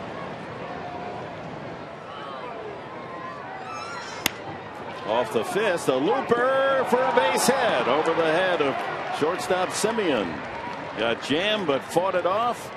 dropped it into shallow left for a base hit. So Venable, the first player in the game with 2 hits today. Hey, good for Will Venable. After last night, striking out 4 times, you come to the ball yard. Hey, it's a new day, and next thing you know, a couple of hits, hopefully a run to pad that 2-1 lead. And Dick, we talk about it all the time. Clint Barmas squaring 3 up. Correction on the batter. Will Venable fights one off, gets a knock. It's when you try to figure out this game, you can go wacky. Yeah. In fact, when you figure it out, you let me know.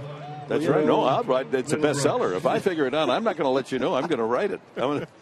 Because there are a lot of folks through the centuries of baseball would wonder how in the world do you figure some of the things that happen. Yeah, the bullpen busy now for the A's 2-2. Pitching coach Kurt Young out to have a chat. Kurt Young from Central Michigan University at Chippewa. He's one of the greats in CMU history. Will Middlebrooks going to pinch hit. And Middlebrooks with a home run last night over the center field wall.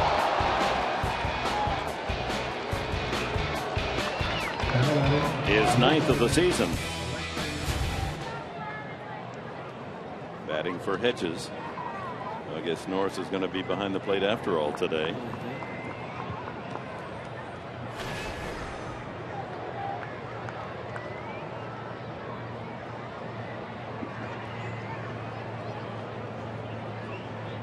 Then Alonso will go back over to first. Middlebrooks will go in and play third. 1 strike to Middlebrooks. Flaherty and Rodriguez are the 2 relievers warming up for the A's, who have the worst bullpen by ERA in the American League. It's 4.7 runs per ERA average. 2-1 Padres with a 1-out single. Venable at first base. 1-1 now to Middlebrooks.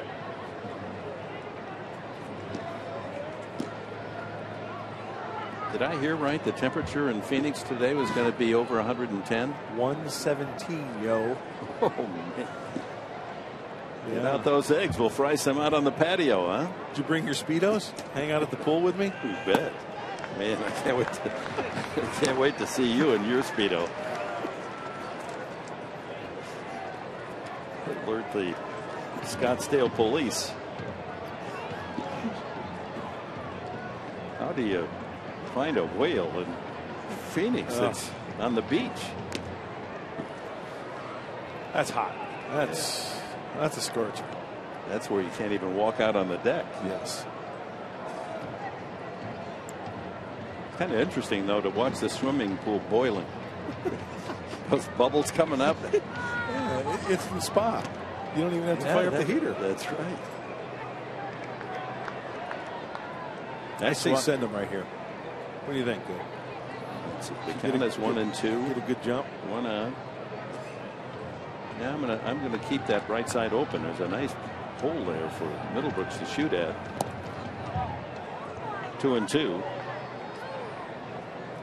Spangenberg on deck, hitting 9th. Got to get that run back or more after the A's scored in the bottom half of the 6th.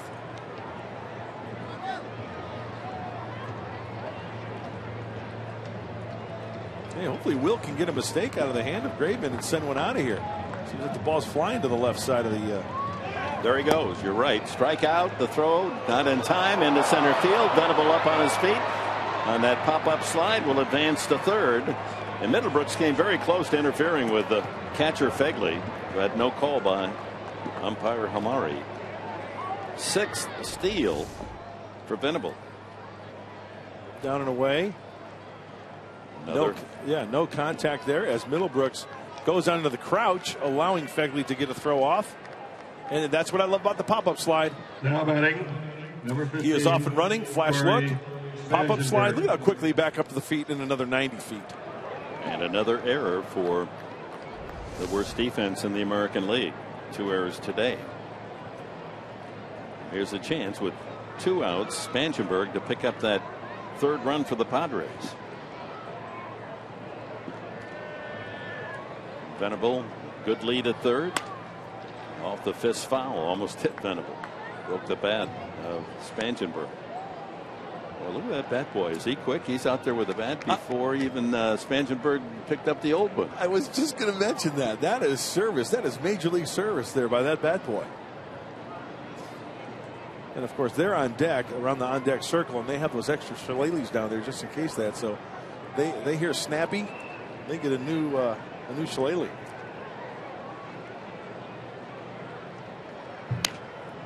Fouled out of play and long run, but they won't be able to get there. Not hit high enough. Just an amazing amount of foul territory here. The old dual purpose home of the A's and the Raiders since it first opened in 1968.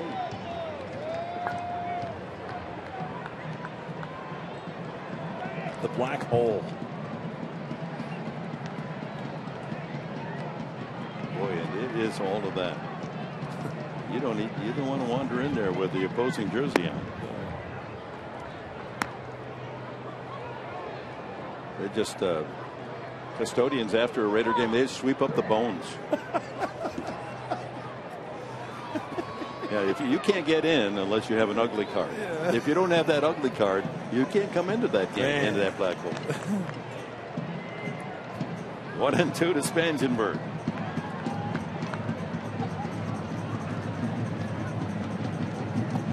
Ooh, good stop there by Fegley, and Venable ready to scoot home should that get by. Actually, the distance from home plate back to the screen is fairly short here, and there's a wooden base, and that ball often will carry him right back to the catcher. So it's not automatic if the ball gets away that you can score from third.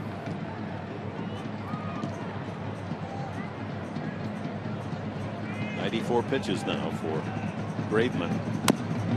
Another foul. Took that one right out of the catcher's glove.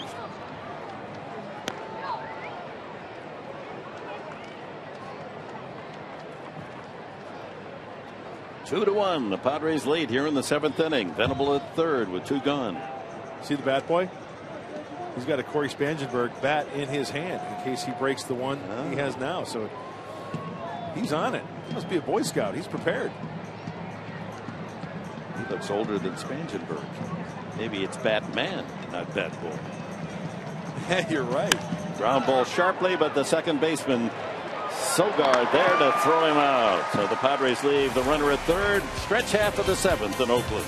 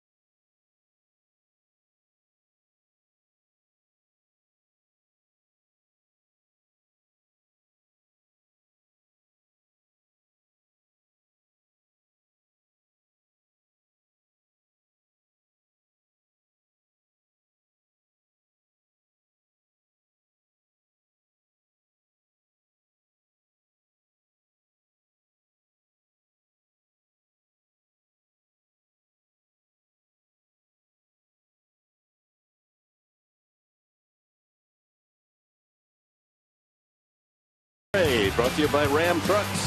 Well, talking about Derek Norris, we know what he can do behind the plate, blocking balls and throwing runners out, but he's got the first baseman's mitt. He's checking the pulse after that one, and he can sure hit. Back at his old haunts here at the Coliseum, and he goes yard down the left field line. And now the tools of ignorance for tools of the trade as he goes back behind home plate. Changes Middlebrooks is at third. Alonso moves over to first, and the new pitcher is Sean Kelly. Our pitching change brought to you by El Cajon Ford. Well, a hold situation for Sean Kelly. And a ground ball right at the shortstop, Barmes. And Butler is out. One pitch, one out for Kelly. There are the changes. Kelly on the mound with Norris, the new battery. Changes at the corners. Middlebrooks for Alonso, and Alonso replaces Norris, who replaces Hedges. Kennedy goes 6 innings, 1 run, the home run, 4 hits, 1 walk, 4 strikeouts. Another good outing. Quality effort from Ian Kennedy. Brett Lowry has been on base both times, a double and a walk.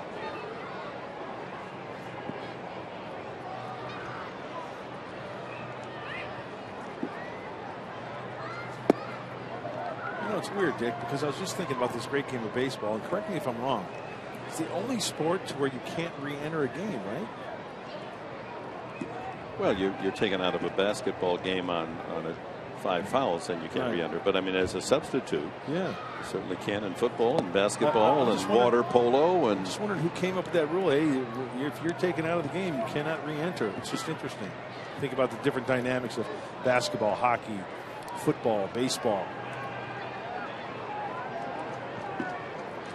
You got to make the most of it when you're in there. Good point. Or I guess in soccer you can't re-enter. Well, who watches soccer? 5-ball on the infield, and Barmes shading his eyes, makes the catch. That wasn't easy. Hey, tomorrow on Padres POV, presented by Sequan Casino, is back.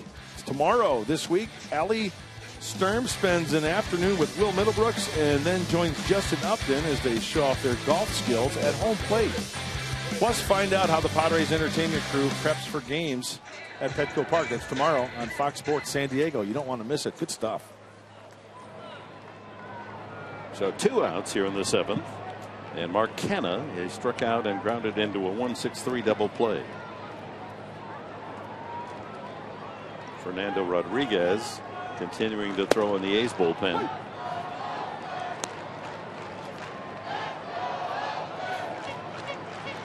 Canha's got some power, 8 home runs. His nickname's got to be Corn, isn't it? Can of corn. I got you, yeah. Hopefully you get a can of corn right here. With Spangenberg.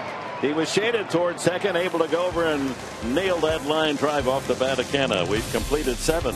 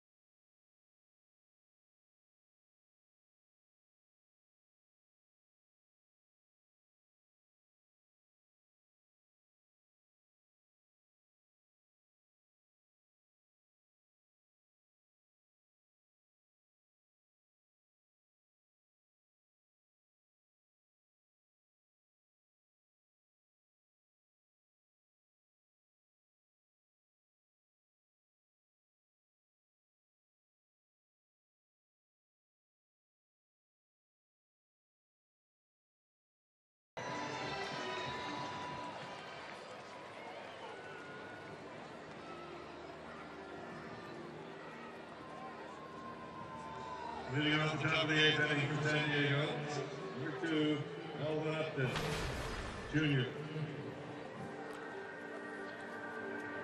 Well, thank you very much, Mike. Yes, a lot to get to know for Pat Murphy, what he's going through. It's been a whirlwind the last 3 days. So he was kind enough to sit down with us and give us a lot of his time, a lot on his plate. So we really appreciate that. So stay tuned, folks, after this one. New pitcher for the A's, Fernando Rodriguez. He'll face the top of the order, Melvin Upton, Derek Norris, and Justin Upton. Padres lead 2-1 here in the 8th. 6 outs away from handing the new manager Murphy his first big league win.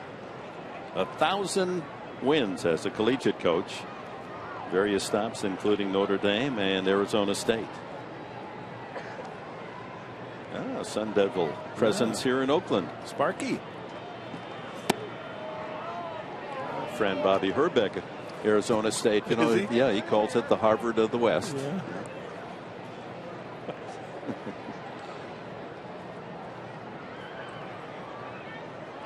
2-0 to Melvin.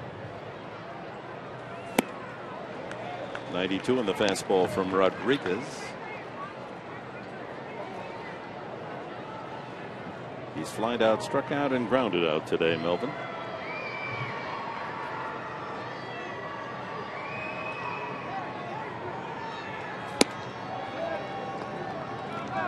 Rodriguez, 31 years of age.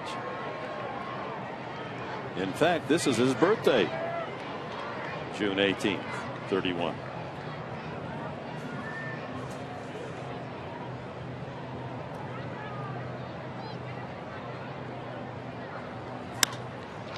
High ball hit well to right center field. That's carrying into the alley, and that ball is off the wall. Collision. Hopefully no one hurt. Upton running all the way will make it easily to third on a triple, and right fielder Reddick is yet to get up as he collides with center fielder Burns as they both go for that drive right at the wall. A leadoff triple for Upton, and let's hope that Reddick's okay. That was nasty. Flash look by Burns, and then collision. Looked like Burns almost threw him a left jab right in the jaw with a glove. Oh, maybe the shoulder hit him up in the chin. Man, that floored Reddick, and he's dazed to be certain.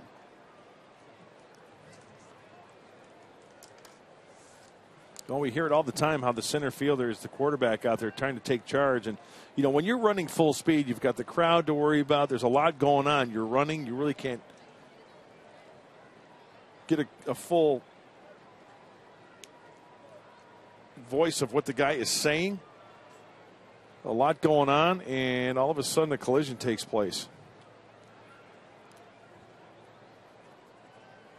Our cameras are blocked from being able to look in on Josh Reddick as the trainer makes certain that he's okay. There we go.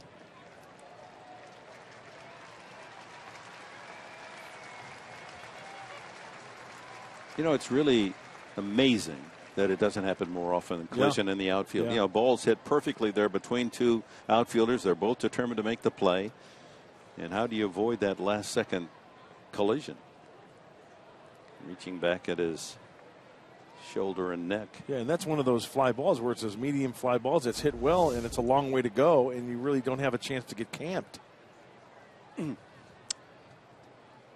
he's defenseless there as he goes for the ball. And you know what? As we look at Josh Reddick, he's up, he's talking. That could have been much worse. I mean, that's a dangerous play. You know, you collide, and you know, heads hit, a knee hits a head. Arguing as to whether he can stay in the game as manager Melvin is there, and pitcher Rodriguez with concern, as are all the A's teammates. Meanwhile, Upton is standing at third with his first extra base hit as a Padre.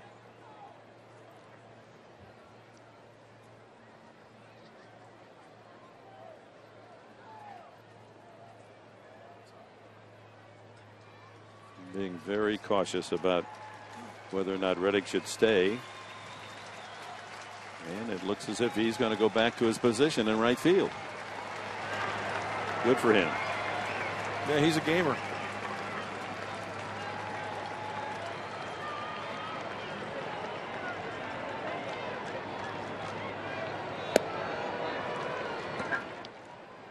Yeah, but, bend is the frame of those sunglasses. Yeah.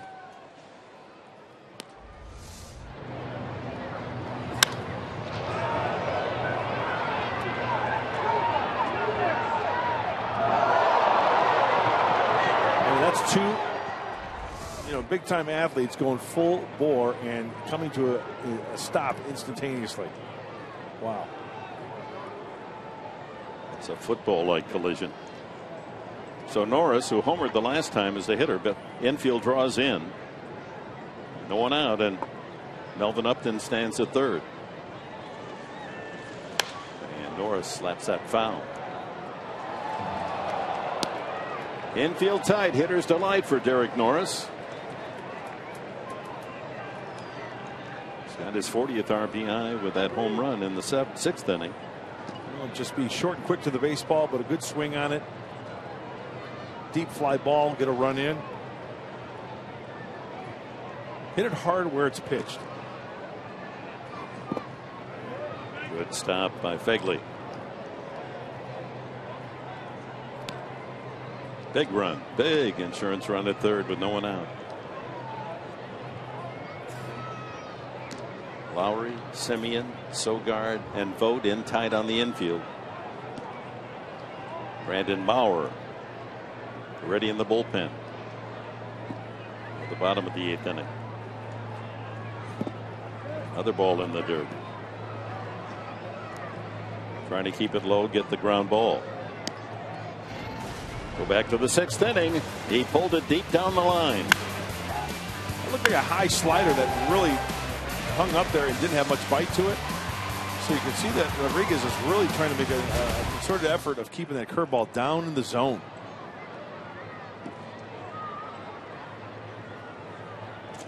Left-hander Drew Pomeranz is in the A's pen, warming up. Excuse me, foul. So the count goes 2-2 on Norris. No relation to Mike, who's also a left-hander. Budding star with the Minnesota Twins. They just didn't see what they had. They said, you talk a better game than you play, so go to television. That might be a better call for you. And they were right. He's terrific. Yeah. He's an all-star on Fox Sports San Diego. Ground ball left side, and that'll hold the runner at third. Lowry across for the out. So one away. And it shifts to the bat of Justin Upton with one out. He's walked, grounded sharply to third, and flied to center. Number 10, Justin Upton. The RBI leader with 41, but Norris creeping up on him has 40. And the Padre list, a couple of men with 40 runs batted in here on June 18th.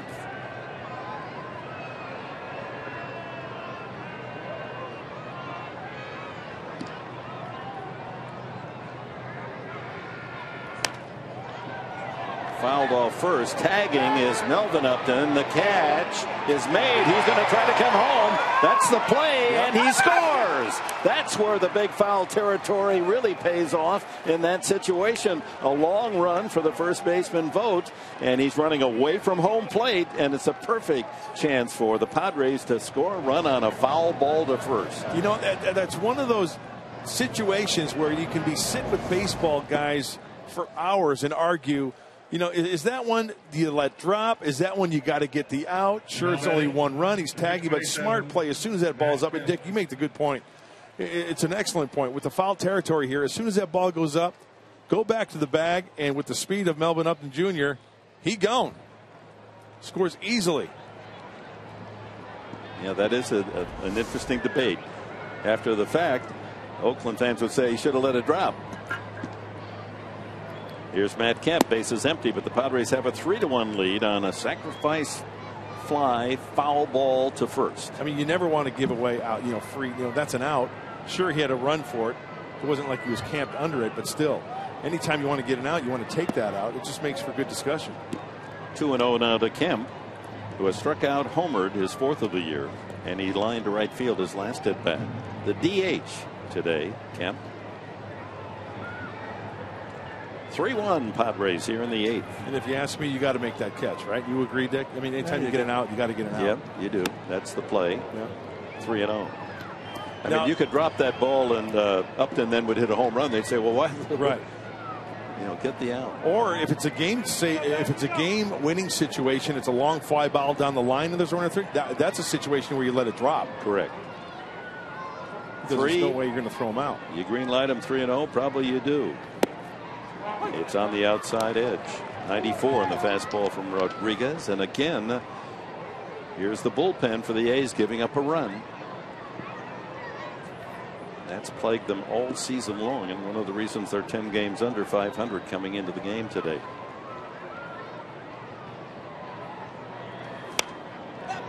Fouled back. That'll make it over the screen.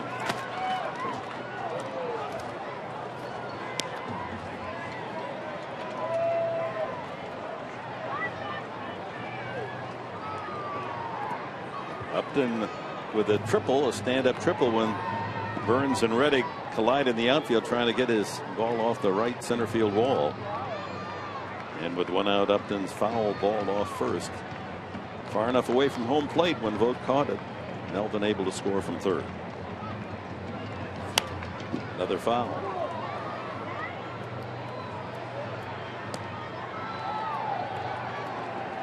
Now something puzzles me. I mean, you folks have seen when they take the long shot of the center field outfield, it really is an addition for football that they've got their 5 Halls of Famers up there. Yeah. 3 in the left field, 2 in the right field. We'll show it when we have a moment. Right field, a looper falling in a hurry, and Kemp with a blue pit to right. His second hit of the game. So a 2-out single for Kemp. So here's what puzzles me as we take a look at those great names and great numbers in Oakland A's. These are Oakland A's. So you got 9, 24, and 43 in the left. And you've got Fingers 34 and Hunter in the right field. But what about that panel in between? Why did they leave that empty? It's concerning me. They have somebody else in mind there? Right here? Yeah. Ah. Why aren't 34 and 27 contiguous? I like that word, and we can get on that. You know, I worry about things like this. Doctor, it doesn't look symmetrical, right? Doctor, please.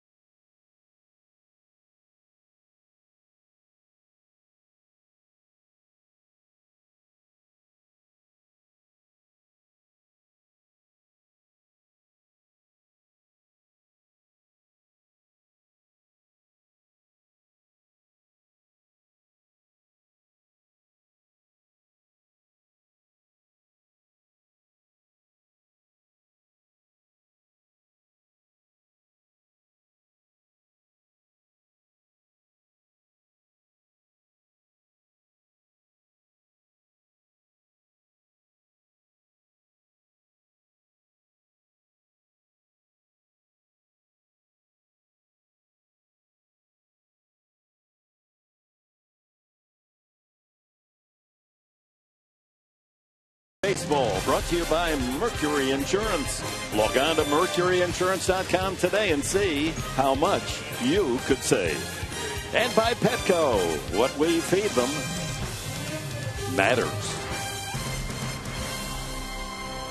Back on the east side of the bay, and there are 3 fans: a Giants fan, a Mariners fan, an A's fan. What's that sign say? Says the only reason we're here is because we got free tickets. Well, it's honest advertising. And having a good time in the sun. Kemp at first, and Alonso pulls that one foul. Yonder is grounded to second, double to right center, and line to left. Drew Pomerantz is the new pitcher for the A's. Well, pretty decent splits. Lefties 146, but then you counter Yonder Alonso hitting 379 versus lefties. Quite a battle here.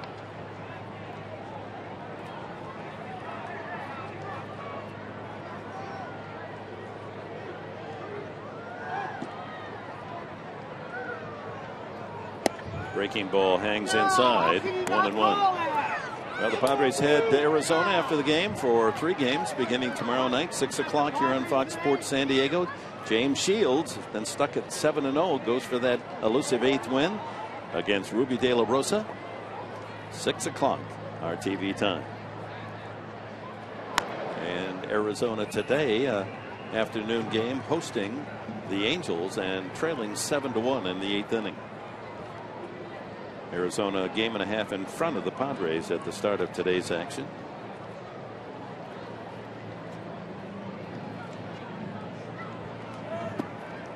Low and away. 2-1.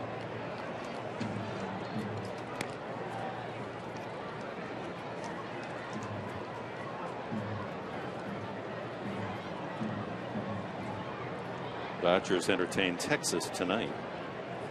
Greinke on the mound for LA.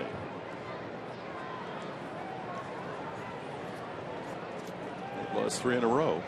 Dodgers. Low. 3-1. Kemp at first with a soft single to right field. Padres have scored a bonus run here in the 8th inning and lead 3-1.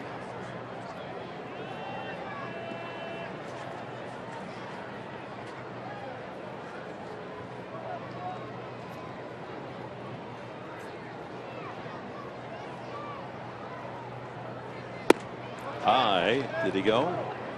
No. And so that pushes Kemp to second base. Alonso to first on the walk from Pomerantz, and Clint Barmes will be the batter as we look ahead of the D-backs. And Friday night, Saturday night, a day game Sunday. Ruby De La Rosa will be on the mound tomorrow. He's 5-3 with a 5.27 ERA, but has pitched well against the Padres. 2-0. Paul Goldschmidt, what else can we say? He's a star of stars. 363 batting average to lead the major leagues. 19 home runs. And Yasmani Tomas, we saw the D-backs the last time, the big Cuban, they were worried about him pulling the ball. He just was hitting everything to right field. Well, apparently he's got his swing in order. 2 on, 2 out to Barmes. He's due to get a break here. 3 times up. A long out to center, a hard ground ball to third, and a line out to left. Nothing to show for his effort. You know, Dick, you know what's missing from here? Number 42. That's right. Jackie Robinson. Yeah, why isn't Robinson they should up put there? that up there. Yeah, normally that's the case at Petco Park and the other ball yards. The 42 is displayed. That's what was bothering me, and I couldn't figure it out. Thank you, doctor, for helping me. Can I get off the couch now? You can. Okay, and you'll be getting a bill. Oh, there's 42 right there. Yeah, hidden someplace. 1 strike to Barmes.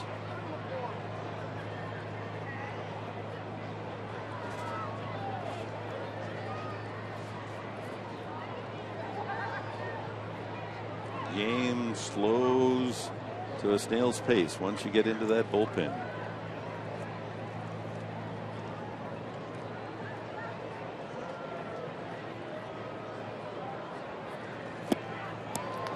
Oh, and 2. Good curveball. Yep. Kemp at second. Alonso at first. A run home on Upton's triple and the sacrifice fly from brother Justin Upton. The Upton collaboration here in the 8th.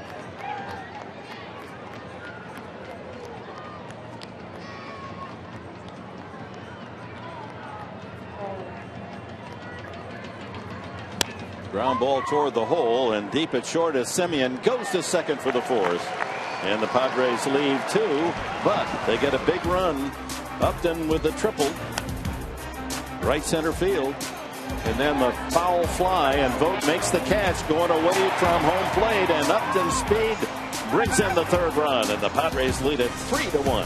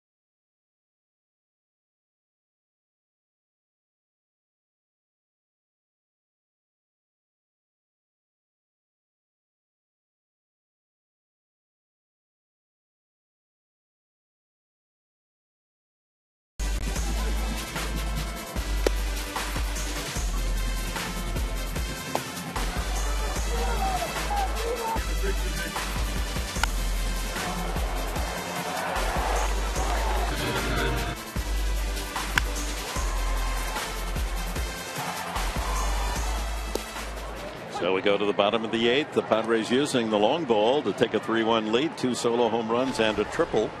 And Brandon Maurer, who has been outstanding this year, makes his 32nd appearance. Well, we saw earlier in the game, Joaquin Benoit was up throwing, kind of getting a little throwing in to see how he felt. He's usually the 8th inning guy. So enter Maurer, and as Dick mentioned, he's been throwing the ball extremely well. Spotting the fastball, wiping hitters out with that slider that he's got. Mid-90s fastball. Faces Eric Sogard. And chopper to the first baseman Alonso. Nice grab backhanded, and takes it to the bag himself for the first down. Ben Zobrist is going to pinch hit for Fegley. Fegley is accounted for the only Oakland run with the home run back in the 6th inning. Zobrist, a big night last evening, and part of the 20-hit attack. He had 3 hits, a RBI single, a triple, and a 2-run double. Scored 3 and knocked in 3. Batting for Fegley, number 18. Craig Kimbrell walking down into the right field bullpen area, hoping he has a chance for a save this afternoon. Maurer has allowed just 6 hits in his last 15 appearances, a 118 batting average against his stuff.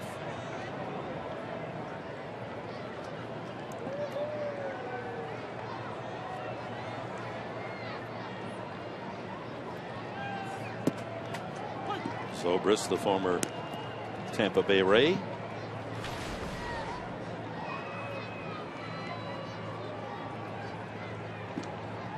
Hitting just .244, but tearing the cover off the ball last night.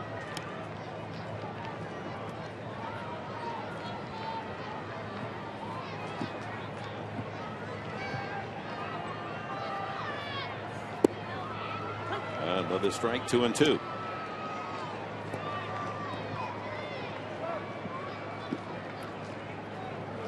Evan Scribner, right-hander, might be next.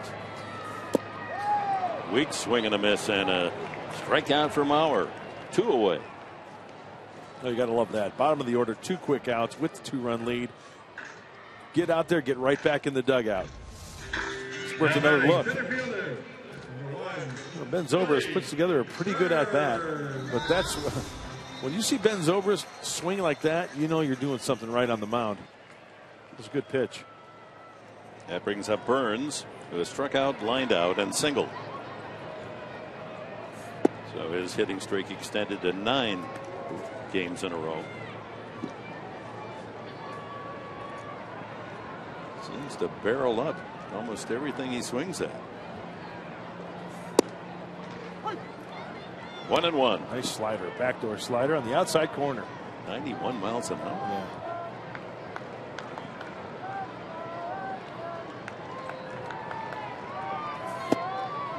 Yeah.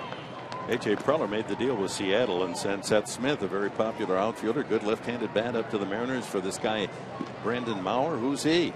Well, we found out this is a strong right arm that the Padres have. And at the time, the word was that, and in fact, he did start and relieve for the Mariners, but he was more successful out of the pen. But he even could be a starter down the line with his stuff. Absolutely. 3-1. And a full count now to the leadoff man, Burns. Pat Murphy looking for that first win.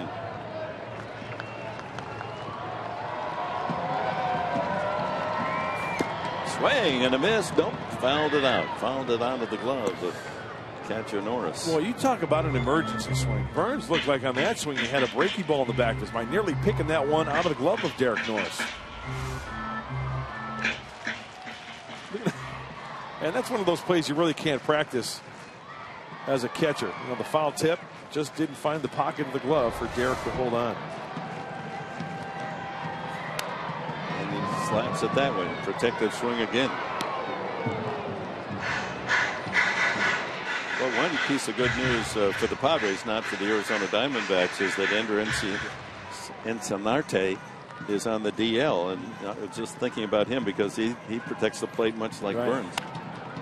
There again, he fall away swing, stays alive. How are they going to pitch to Paul Goldschmidt? I have a hint. Four wide ones. 4. Yeah, that's right. Nothing close. Next pitch will be number 9. Billy Burns versus Brandon Maurer.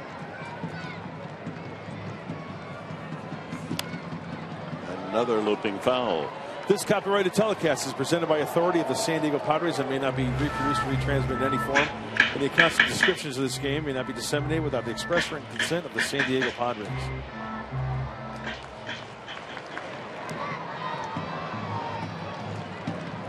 Count remaining full, but Billy Burns quite a battle here with Brandon Maurer.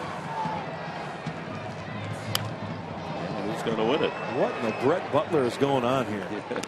That's exactly what Brett Butler used to do. Foul off pitches, close on the outside corner, an inch off the plate, foul it off. Breaking ball down and in, foul it off.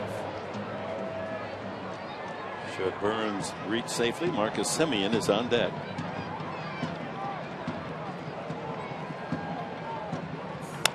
Ground ball, another one to Alonso. Another good scoop. He just does get there in time to tag him as Burns tries to slide his way into first. A 1-2-3 inning for Brandon Maurer. On to the 9th. Padres lead by 2.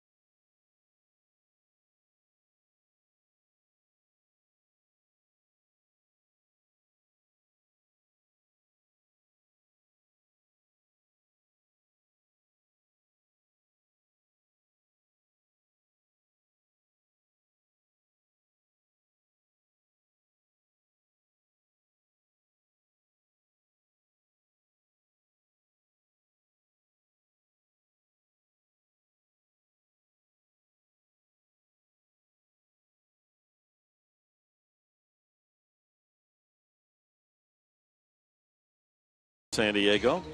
And let's go back and revisit our keys to the game. Okay, forget about yesterday. The 16-2 shellacking. Padres taking the loss, and the Padres lead now 3-1. Okay. And solid 7+ from Ian Kennedy. Well, Ian went 6 solid, 4 hits, only 1 earned run. He did a good job of locating and executing the fastball by only walking 1, and he struck out 4 swinging athletics. I saw you studying in the downtown San Francisco library last night. I love the library. Well done. Yeah, thank you. Brought to you by your Honda dealers of San Diego County. Evan Scribner, the 4th pitcher used by Bob Melvin this afternoon. 3.38 ERA. Zobrist stays in the game in left field. Canna moves from left field into first base. Vogt from first base behind the plate.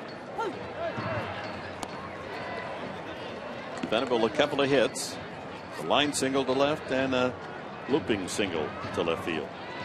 And he has stolen his 6th base today. Foul tip into the glove of Vogt. 0-2. Well, the fastball to curveball is the really signature pitch from Evan Scribner. Remember back with the Padres back in 2011 in 10 games. That over-the-top curveball of his. Venable lays off the high fastball. 1-2.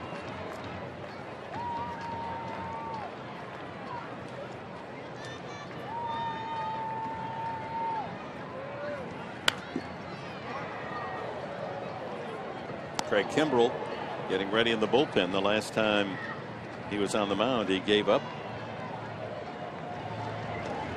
the run that cost the Padres a 6-5 loss to these Oakland Athletics on Tuesday night at Petco. So a chance to make amends today. 3-1 Padres in the 9th. Strike 3 called. Venable knew it.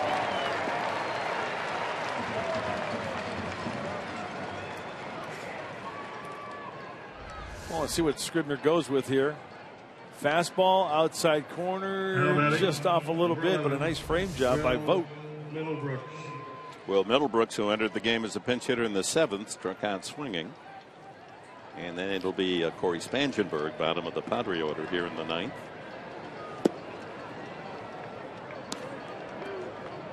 Matt Kemp, designated hitter today with a home run. He got the Padres on the board first back in the 4th inning with a solo shot to left, his 4th of the year. Also a bloop single for Kemp, and the other home run from Derek Norris, his 8th of the season. Middlebrooks a pop-up. The pitcher getting in the way, and in from first comes Canna to make the catch. 2 gone to Corey Spangenberg, who's 0 for 3. Padres with 7 hits, the 2 home runs included, and for the Athletics, only 4 hits today. The run on catcher Josh Fegley's solo homer run off Kennedy.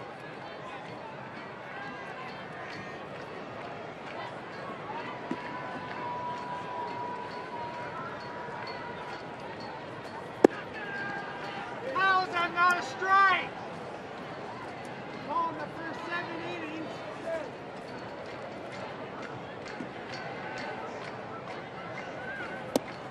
That's what the last one was. 1-1. I love hearing the fans when the field mics picks them up. Not a lot of people here getting on the umpire. Just being a fan.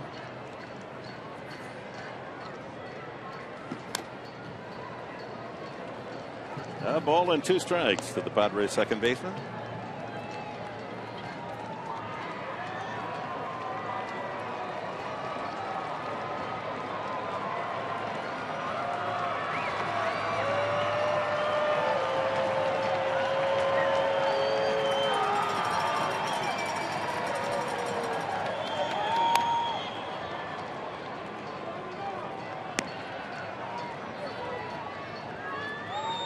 Bottom of the 9th inning. We're assuming Kimbrell will be on the mound. It'll be Simeon, Reddick, and Vogt, the 2, 3, and 4 hitters for the A's. Another foul.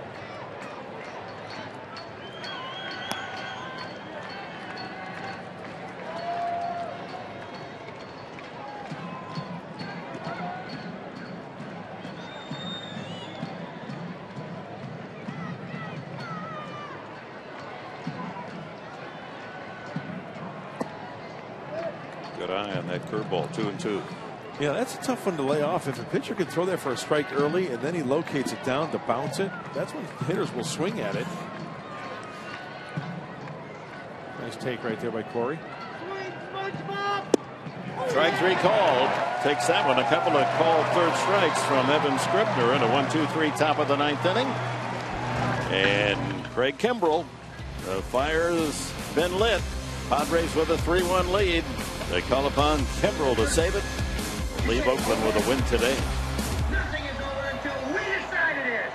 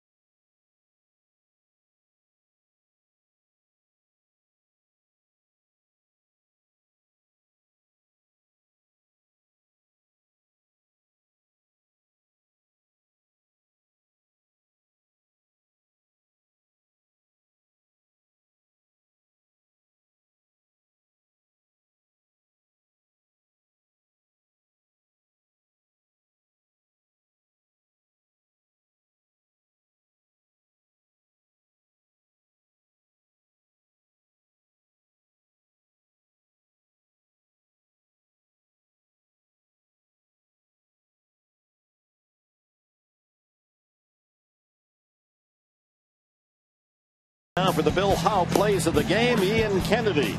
Padres needed a solid start today and again tomorrow night from James Shields, and Kennedy delivered 6 innings, allowed the 1 run, the home run by Fegley, only 4 hits, walked 1 and struck out 4. Ian Kennedy with our Bill Howe plays of the game. He pitched extremely well. Held the A's to only 1 run.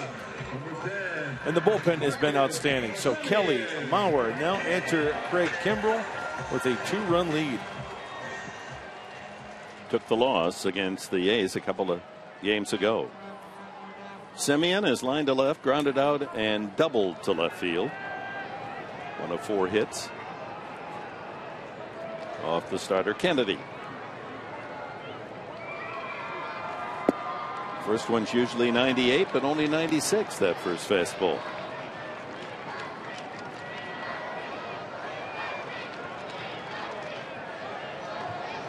Insurance run scored by the Padres in the 8th inning looms large here. Gives Kimbrell and the Padres some comfort in case 2-0. It's 97 on that one.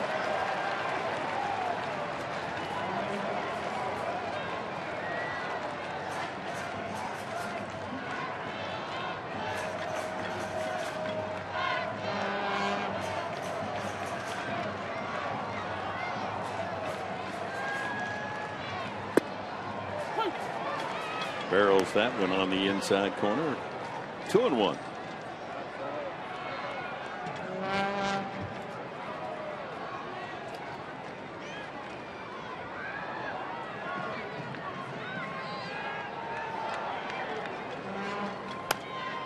Late swing. 2-2. Be sure to stay tuned after this one. After Craig Kimbrell closes it out, Padres Live postgame show with Mike Pomerantz and Mark Sweeney. I want to tune in because you get to know manager Pat Murphy, interim manager Pat Murphy. Nice little interview. about his career and being named the interim manager for 2015. So stay tuned. Got him. Fastball. One away as Simeon goes down swinging. Brings up Josh Reddick. Reddick stayed in the game after a collision with center fielder Now batting Billy right Burns fielder. on Upton's triple. Coming right at you. Fastball, upper part of the zone. Tough to get the top hand on top of that one.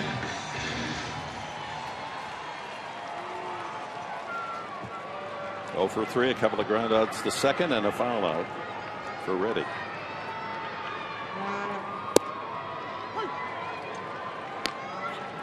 Using the fastball. Jumps in front, 1 strike.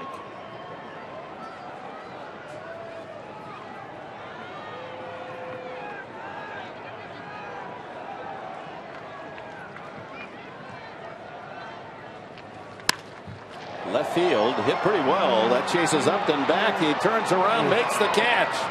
A pirouette play by Upton and left off the line drive of Reddick. Justin's going to have to replace his divot out there. Looks like his foot kind of gave way. There you go. That's good. I thought that was going to be good etiquette. I thought he was going to replace it. Watch his feet as he turns back around, kind of slips there. And then regains his composure and makes the catch. So 2 outs. That ball was hit hard. And Stephen Vogt fouled out, long out to center. Check that, lined out to center and has struck out twice. Fastball is in there.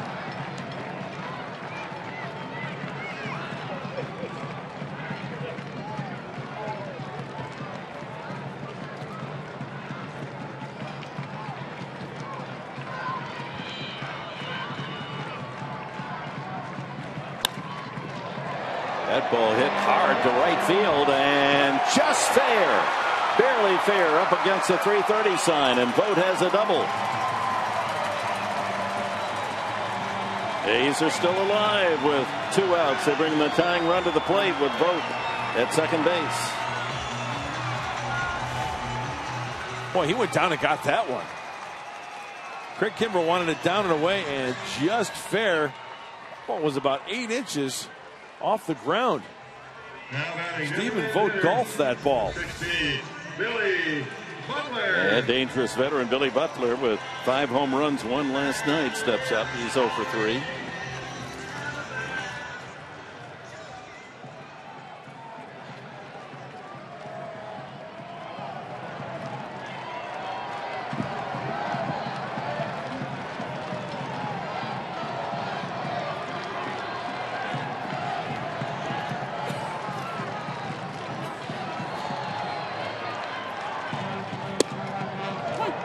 Backs away from the curveball. It caught the inside edge.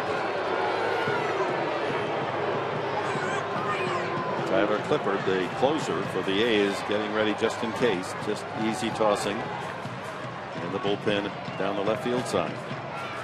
Got a call there.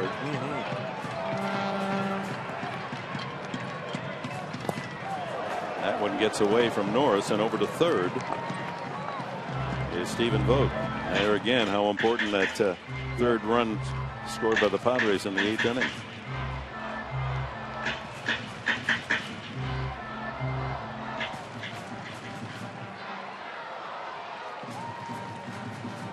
Down to their final strike.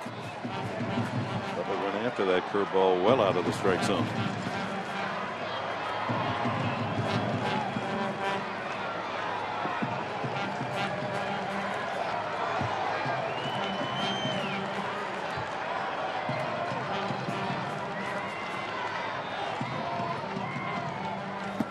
Swing and a miss, strike 3, and the ball game is over.